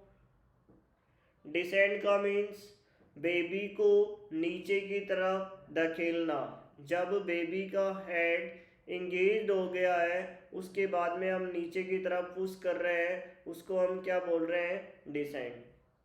आगे समझ में। तीसरा, इसके बाद में जो नंबर 3 जो आपको याद रखना है, तीसरा जो मैकेनिज्म ऑफ लेबर की जो स्टेप है, थर्ड वन सबसे इम्पोर्टेंट है, फ्लेक्शन। सबसे इम्पोर्टेंट है फ्लेक्शन।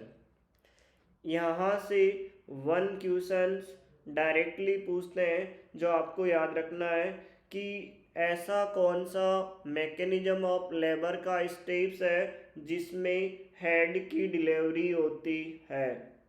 ऐसा कौन सा स्टेप्स है जिसमें हेड की डिलीवरी होगी,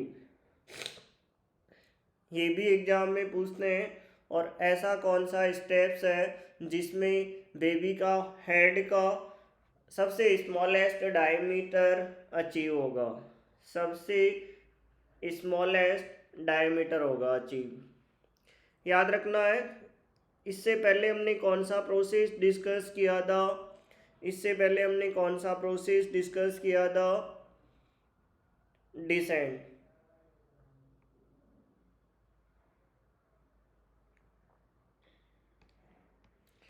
this ones फ्लेक्शन का मीन्स आपको इतना याद रखना है, जब ये बेबी है ना कॉन्ट्रैक्शन हो रहा है तो बेबी नीचे की तरफ आएगा। अब इसके अगेंस्ट में ये जो पेल्विक फ्लोर है, सर्विक्स है और पेल्विस है, इसके अगेंस्ट में ना रेसिस्टेंट क्रिएट करेगी। इसकी वजह से ये जो बेबी का हेड है वो क्या हो जाएगा, स्मॉलेस्ट। ये जो चिन्ह है वो किससे अटैच हो जाएगी, चेस्ट से। अभी सिर्फ एंड सिर्फ आपको इतना याद रखना है, इस वाले प्रोसेस के अंदर जब यूटेराइन कॉन्ट्रैक्शन एंड रिट्रैक्शन हो रहा है, कॉन्ट्रैक्शन हो रहे हैं तो ये बेबी नीचे की तरफ आएगा। नीचे की तरफ आएगा तो उसके अगेंस्ट में रेसिस्टेंट ऑपर्ड क्रिएट होगा। तो आपको इतना याद रखना है, it is the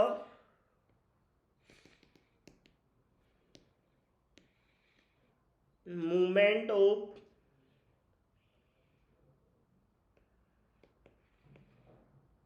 fetus और ये मूवमेंट किस तरफ हो रहा है, डाउनवर्ड्स। इसके अगेंस्ट में रेसिस्टेंस ऑपर्ड होगा, किसके द्वारा, नंबर 1 याद रखना है, by the pelvic floor, by the cervix और तीसरा है पेल्विस। ये चीज़ इम्पोर्टेंट है, याद रखना है। जब यूटेराइन कॉन्ट्रैक्शन हो रहा है उसकी वजह से बेबी नीचे आएगा, बट नीचे आएगा तो ये जो पेल्विक फ्लोर है, ये जो सर्विक्स है, ये जो पेल्विस है, इस फिटस को आगे नहीं जाने देगी, नहीं जाने देगी। तो ये जो चिन्ह है वो और पास में किससे अटैच हो जाएगी, चेस्ट। ऐसा करने से ये रेसिस्टेंट ओपर्ड होने की वजह से जो चिन्ह है वो अटैच हो जाएगी, किससे अटैच हो जाएगी, ये जो चिन्ह है अटैच हो जाएगी चेस्ट से। ये जो चिन्ह है वो अटैच हो जाती है, ये जो चिन्ह है वो अटैच हो जाती है चेस्ट से। इसी की वजह से स्मॉलेस्ट डायमीटर अचीव होगा, और वो कौन सा होगा, SOB, सब ऑक्सीपिटो ब्रैगमेटिक। कौन सा डायमीटर होगा, सब ऑक्सीपिटो ब्रैगमेटिक डायमीटर होगा। तो यहाँ से जो एग्जाम व्यू से इम्पॉर्टेंट जो क्वेश्चन है, नंबर 1 पहला क्वेश्चन, इस फ्लेक्शन में रेसिस्टेंस जो ऑफर्ड होता है वो किसके द्वारा होता है। एक क्वेश्चन तो ये पूछते हैं, तो आपको आंसर करना है by the pelvic floor, by the cervix, और तीसरा है पेल्विस। दूसरा क्वेश्चन जो एग्जाम में पूछते हैं, इस फ्लेक्शन में बेबी का जो हेड है कौन सा डायमीटर अचीव होगा, तो आपको सेकंड आंसर करना है SOB, बिकॉज ये जो रेसिस्टेंट है बेबी आगे नहीं जा सकता, ये चिन्ह किसके पास में आ जाएगी, चेस्ट के पास में आ जाएगी, इसलिए कौन सा डायमीटर अचीव होगा ये भी आपको याद रखना है, सब ऑक्सीपिटो ब्रैगमेटिक डायमीटर अचीव होगा। कौन सा डायमीटर होगा, सब ऑक्सीपिटो ब्रैगमेटिक डायमीटर अचीव होगा। कौन सा डायमीटर अचीव होगा, सब ऑक्सीपिटो ब्रैगमेटिक डायमीटर अचीव होगा। यस, आ गया समझ में? नहीं, अभी हेड की डिलीवरी नहीं हुई है। जो हेड की डिलीवरी होती है वो कौन से स्टेप्स में होती है, नंबर 6 एक्सटेंशन वाले मैकेनिज्म में। ये जो फ्लेक्शन हो रहा है वो इनसाइड हो रहा है, अभी ये विजिबल नहीं हो रहा है, ठीक है। सब ऑक्सीपिटो ब्रैगमेटिक। अब यहाँ से जो एग्जाम में क्वेश्चन पूछते हैं, एक तो इसके रेफरेंस में what is the meaning of pelvic floor, anyone, कौन इसका आंसर करेगा। ये आउटसाइड नहीं है, इनसाइड हो रहे हैं। चलो इसका आंसर बताओ, कौन बताएगा, पेल्विक फ्लोर, पेल्विक फ्लोर। और कौन इसका आंसर बताएगा, what is the another name of the pelvic floor, या pelvic diaphragm, sorry pelvic floor का दूसरा नाम क्या है। जो पेल्विक फ्लोर है इसी का दूसरा नाम है पेल्विक डायफ्राम, इसी का दूसरा नाम क्या रहेगा, पेल्विक डायफ्राम। एनीवंस, कौन आंसर बताएगा, what is the meaning of pelvic floor या पेल्विक डायफ्राम किसे बोलते हैं। मैं वेट कर रहा हूँ आपके आंसर का। मंजू, प्रीति, क्या आंसर रहेगा, what is the pelvic floor या पेल्विक डायफ्राम, क्या आंसर रहेगा।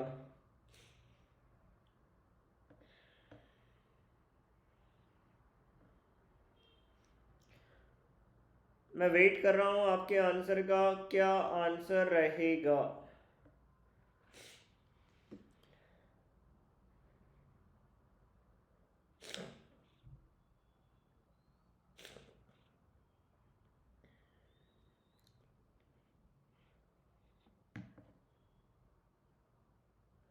पेल्विक फ्लोर या पेल्विक डायफ्राम किसे बोल रहे हैं, कौन कौन सी मसल्स बनाती है, ये भी एग्जाम में पूछते हैं। पेल्विक फ्लोर या पेल्विक डायफ्राम को है ना बनाने वाली मसल्स कौन सी रहेगी। वेट कर रहा हूँ आपके आंसर का। चलो नहीं आता तो ये एक है ना, नाम में ही आंसर है। पेल्विक फ्लोर या पेल्विक डायफ्राम एक मसल से बनी स्ट्रक्चर होती है जो पेल्विक कैविटी को पेरिनियम से सेपरेट करती है। याद रखना है, पेल्विक कैविटी को पेरिनियम से सेपरेट करने वाली स्ट्रक्चर को हम क्या बोल रहे हैं? Pelvic floor. तो इसकी डेफिनेशन याद रखना है, ये एक it is a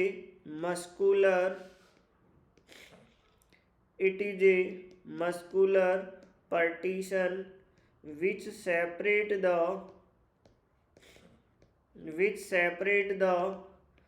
pelvic cavity from the perineum।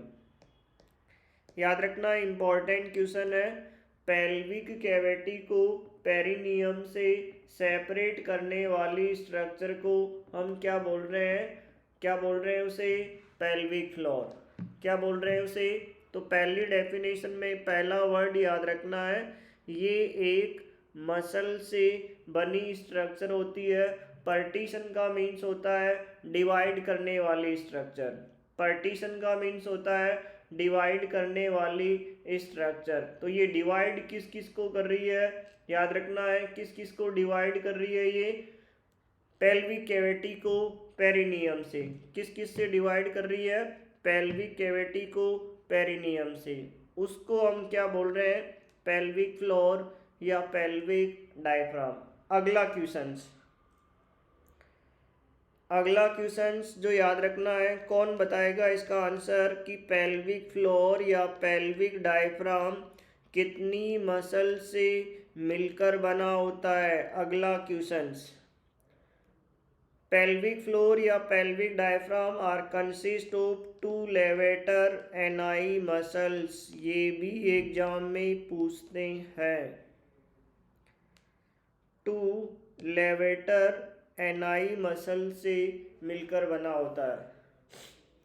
अगला question, each levator ani muscles consisting of, ये किस किस से मिलके बना होगा? याद रखना है, जो पेल्विक फ्लोर है वो तो बना होगा 2 लेवेटर एनआई मसल से, और एक लेवेटर एनआई मसल्स जो बनी होगी वो आपको याद रखना है कौन कौन सी? ये फर्दर 3 मसल से मिलके बनी होती है। 3 कौन कौन सी? नंबर 1 याद रखना है, फ्यूबोकॉक्सीजियस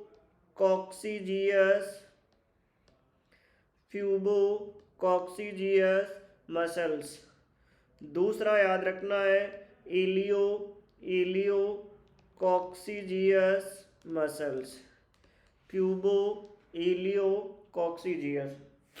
और तीसरा है फ्यूबोरेक्टैलिस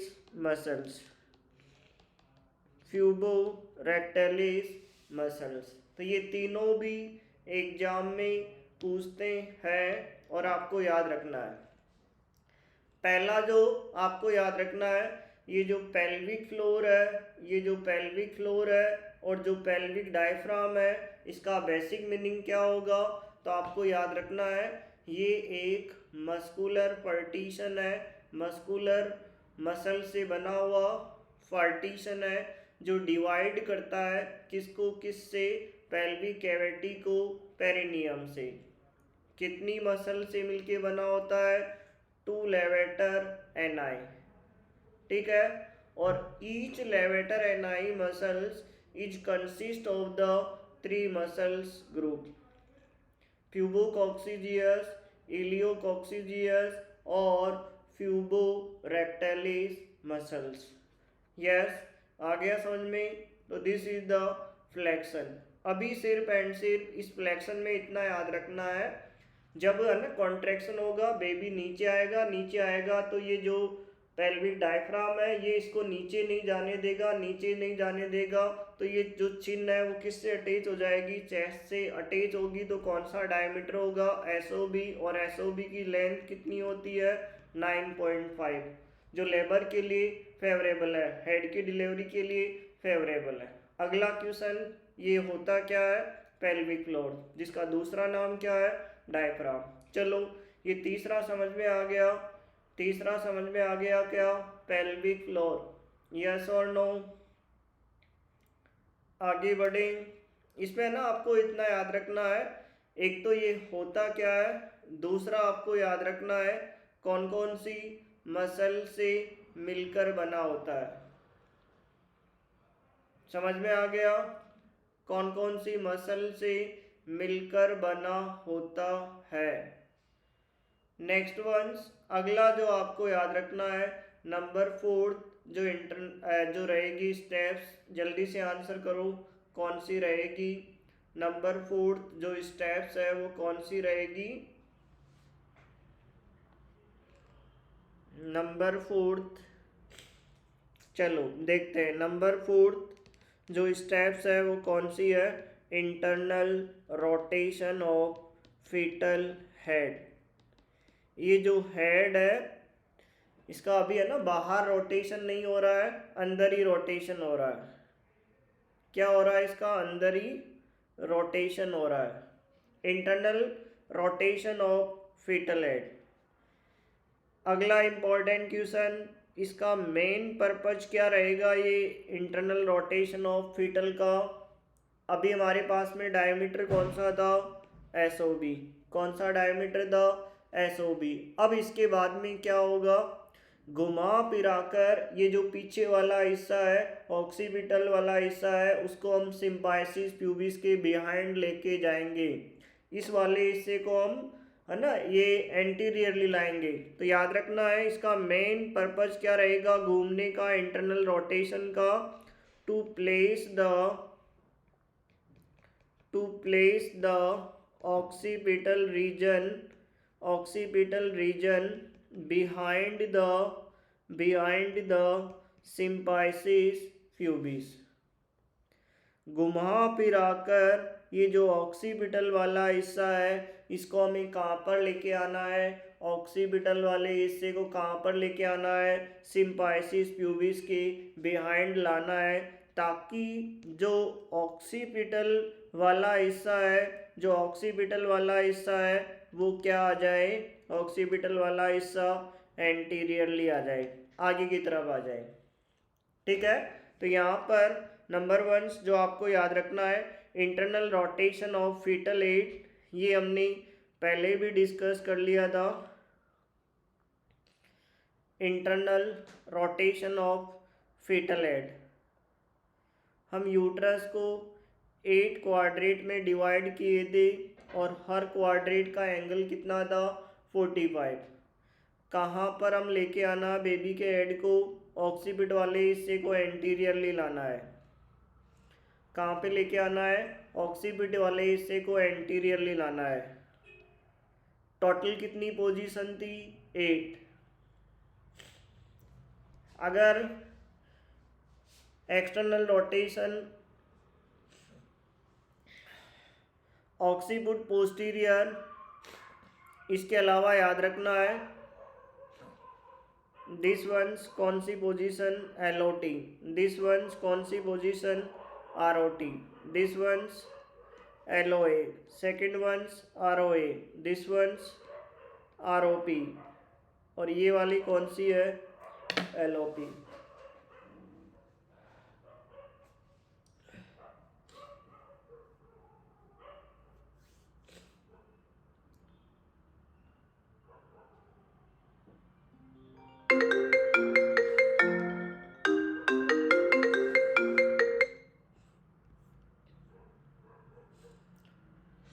चलो देखते हैं टोटल कितनी पोजीशन थी इसमें, 8 पोजीशन थी। हमने ये थोड़ा बहुत टॉपिक प्रीवियस क्लास में डिस्कस कर लिया था। आपको इसमें याद रखना है घुमा फिराकर बेबी के हेड को हम कहाँ लेके आएंगे, एंटीरियरली। अरे अभी हेड का रोटेशन हो रहा है, जैसे सपोज करो दिस वंस ये बॉडी और ये बेबी का हेड है, ठीक है। तो यहाँ तक आने में अगर हेड का रोटेशन हो रहा है तो बॉडी ऑटोमेटिकली आ रही है ना इसके पीछे पीछे। तो घुमा फिराकर अपने को इसको कहाँ पर लेके आना है, ऑक्सीपिट को एंटीरियरली लेके आना है। सर इसमें ओनली हेड रोटेशन होगी या बॉडी भी, बोथ, दोनों का रोटेशन हो रहा ना। ये जो हेड का रोटेशन हो रहा है वो लेना देना ना, जैसे चलो हम करते हैं ना एग्जाम्पल के तौर पे। जैसे सपोज करो बेबी का हेड है अभी कहाँ पर, इस वाली पोजीशन पे, ROT पे। इसके कितने क्वाड्रेट हो गए टोटल, 8 क्वाड्रेट। अब यहाँ से बेबी के हेड को आने में कितना एंगल बनेगा, 1828। घुमा फिरा के इसको लेके कहाँ पर आ रहे हैं हम, ऑक्सीपुट एंटीरियर को। दोबारा देखो इसको, पोजीशन, एंगल या कितना रोटेशन होगा। हमारे पास में पोजीशन है LOA, ROA, LOT, ROT, LOP, ROP और OP। हेड कितना रोटेशन होगा, बॉडी कितनी रोटेशन होगी।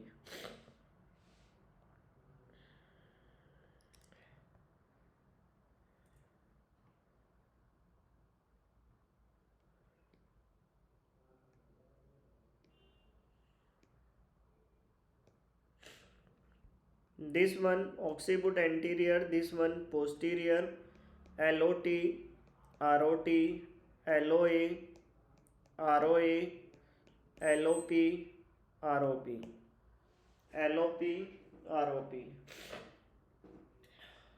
इसमें जो आपको याद रखना है, घुमा फिरा कर ये जो बेबी का हेड है इसको हम कहाँ लेके आएंगे, इस पे लेके आएंगे। ये टोटल यूट्रस के 8 क्वाड्रेट हो गए, जैसे 1 2 3 4 5 6 7 8। हर क्वाड्रेट की लेंथ हो गई 1/8। इन 8 का जो एंगल होता है 360, तो एक का कितना हो जाएगा 45 डिग्री। ठीक है, आपको जो याद रखना है यहाँ पर, जैसे ये बेबी का हेड है, अब यहाँ पे लेके आना है, कितना रोटेशन होगा। एक बार तो ये 18 रोटेशन यहाँ हुआ और दूसरा कितना हुआ 28। तो अगर मैं बात करूँ आपसे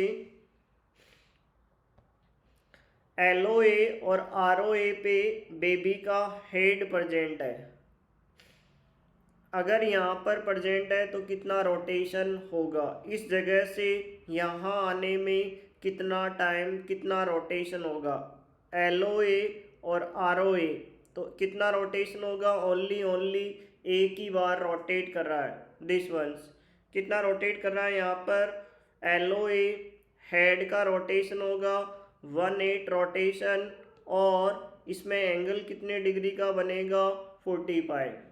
और बॉडी का है ना, एक बॉडी हेड से 1/8 कम रोटेट होगी। जैसे हेड 2 बार रोटेट करेगा तो बॉडी कितना बार रोटेट करेगी, ओनली 1 टाइम। दूसरी कंडीशन है हमारे पास में, ये जो बेबी का हेड है वो प्रेजेंट है कहाँ पर, इस वाली पोजीशन पे, ROT और LOT। अब बताओ यहाँ से यहाँ आने में कितना टाइम लगेगा।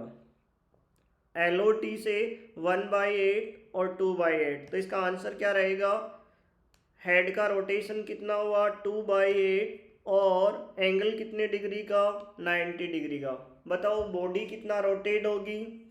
अगर मैं बात करूँ यहाँ पर बॉडी कितना रोटेट होगी, तो जो बॉडी रोटेशन होगा वो ओनली 1/8 और 45 डिग्री। तीसरा इक्वेशन देखो जो आपके पास में है ना, ये वाली इमेज है, दिस वंस। मैं बात करूं यहाँ पर प्रेजेंट है, तीसरा ना यहाँ पर हेड इस जगह प्रेजेंट है। बताओ कितना रोटेशन होगा, यहाँ से 1/8, 2/8, 3/8। हेड का रोटेशन कितना होगा इस केस में, LOP और ROP पे 3/8, और एंगल कितने डिग्री का बनेगा 135। अब बताओ इसमें बॉडी कितना रोटेट होगी 2/8 और 90 डिग्री, एक कम होगा बॉडी का रोटेशन। और OP पे जो रहेगा वो आपको याद रखना है, यहाँ से यहाँ तक आने में कितने डिग्री का एंगल बनेगा, 1/8, 2/8, 3/8, 4/8। एंगल तो बना हमारे पास में 4/8 और कितना हो जाएगा यहाँ पर लगभग 180 डिग्री, और ये हो जाएगा 38 और 135। ठीक है, तो आपको है ना घुमा फिरा कर ये जो internal rotation of fetal head है, इसका मेन पर्पज क्या रहेगा कि ऑक्सीपुट वाले हिस्से को हमें क्या लाना है, एंटीरियरली लेकर आना है। क्या करना हमारे को, ऑक्सीपुट वाले हिस्से को हमारे को घुमा फिरा कर क्या करना है, एंटीरियरली लेकर आना है। टोटल कितनी पोजीशन हो गई हमारे पास में, 8 पोजीशन। यहाँ से पहला क्वेश्चन आता है, what is the most common fetal position, LOA. ये जो एलओ है number most position, most common. ROA second most, RO पे थर्ड मोस्ट, एलओ पे फोर्थ मोस्ट। ये 4 क्वेश्चन तो ये पूछते हैं, और कितने डिग्री का एंगल बॉडी रोटेट करेगी, कितना हेड रोटेशन होगा, ये 4-5 क्वेश्चन इसके रिगार्डिंग पूछते हैं। आगे समझ में। अब internal rotation of fetal head हो रहा है तो ये कितने डिग्री एंगल कर रहा है, कुल मिलाकर इसको हमें कहाँ लेके आना है, ऑक्सीपुट वाले हिस्से को सिम्बायसिस प्यूबिस के बिहाइंड या एंटीरियरली लेके आएंगे हम ऑक्सीपुट वाले एरिया को। This is the internal rotation of fetal head. थोड़ा बहुत समझ में आया क्या? इस डायग्राम से ना आपको सॉल्व करना है, यस और नो प्रीति। याद रखना है इसमें जो बॉडी का रोटेशन होगा वो हमेशा हमेशा एक कम रोटेशन होगा। दैट मीन्स हेड, जैसे for example head 3 bar rotate कर रहा है तो बॉडी एक ही बार रोटेट करेगी, सॉरी 2 बार करेगी, एक कम होगा। अगर हेड एक ही बार रोटेट कर रहा है तो बॉडी 0 टाइम्स। ठीक है, आगे समझ में, यस और नो?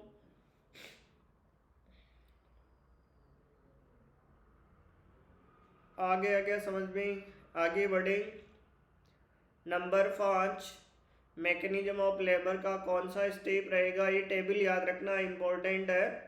कितना रोटेशन होगा, कितना हेड का होगा और कितना बॉडी का होगा। चलो नंबर 5 बताओ कौन सी स्टेप्स है मैकेनिज्म ऑफ लेबर की। नंबर 5 कौन सी स्टेप्स है? नंबर 5 पे कौन सी है, क्राउनिंग। यहाँ से भी एक क्वेश्चन एग्जाम में पूछते हैं। बताओ कौन आंसर करेगा। जो एपिसियोटॉमी जो परफॉर्म करते हैं वो कब करते हैं, कौन सी स्टेप में एपिसियोटॉमी परफॉर्म करते हैं?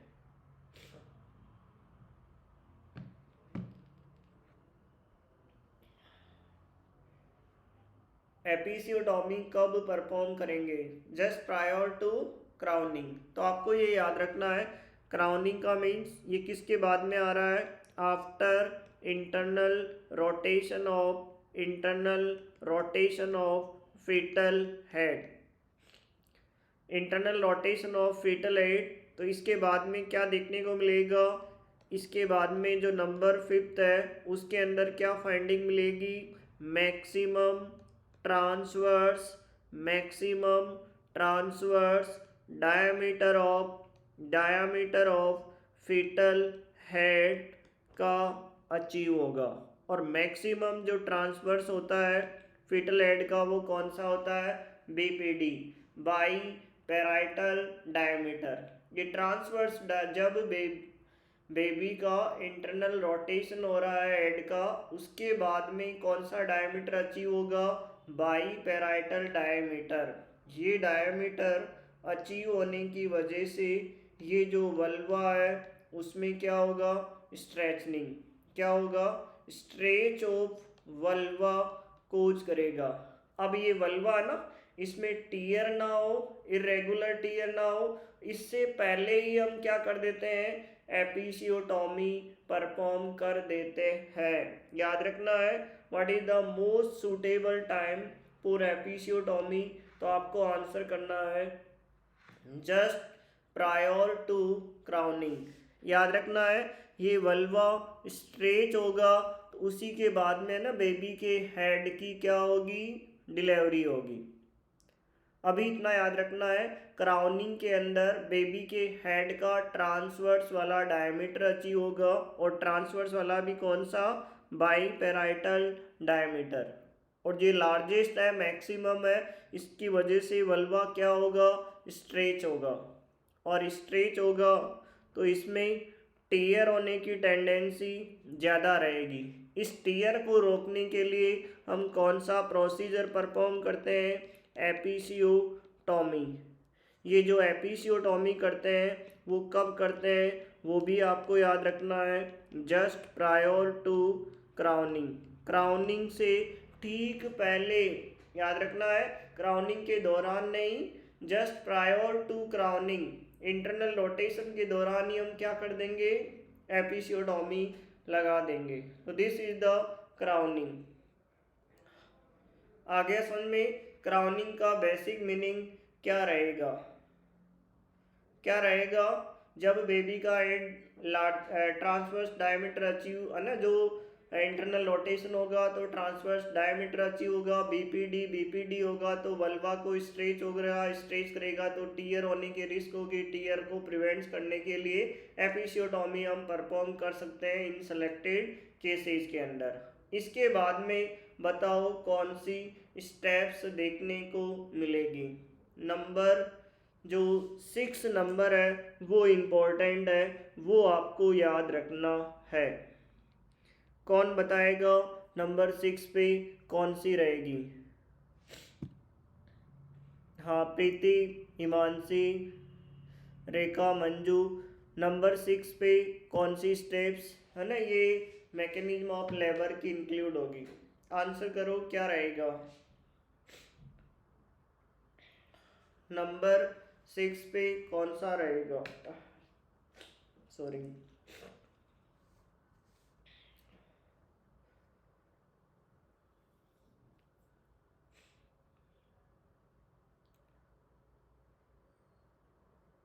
चलो देखते हैं। नंबर 6 पे जो रहेगा वो कौन सा रहेगा, यहाँ पर एक्सटेंशन मैकेनिज्म। कौन सा रहेगा यहाँ पर, extension mechanism.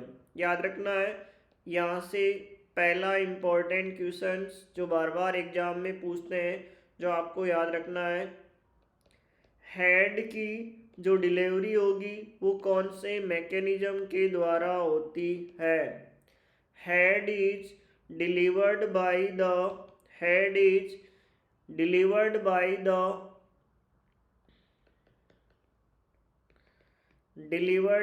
the extension mechanism। Head की जो डिलीवरी होगी वो कौन से मैकेनिज्म के द्वारा होगी, एक्सटेंशन मैकेनिज्म।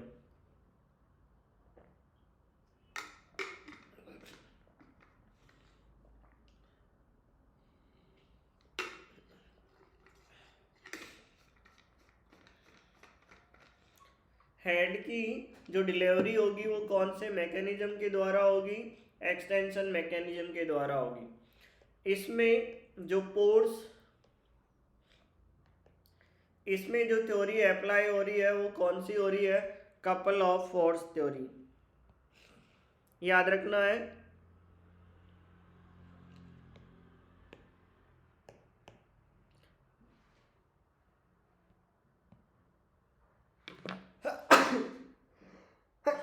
सॉरी है ना,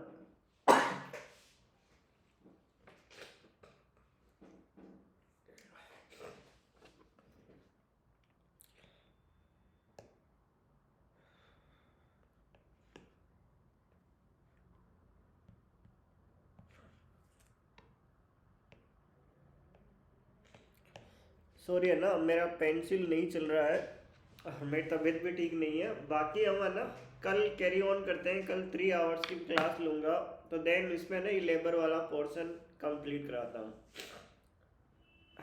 आज रियलिटी में है ना, सॉरी मेरे से नहीं लिया जा रहा क्लास। बाकी है ना कल हम कैरी ऑन करते हैं।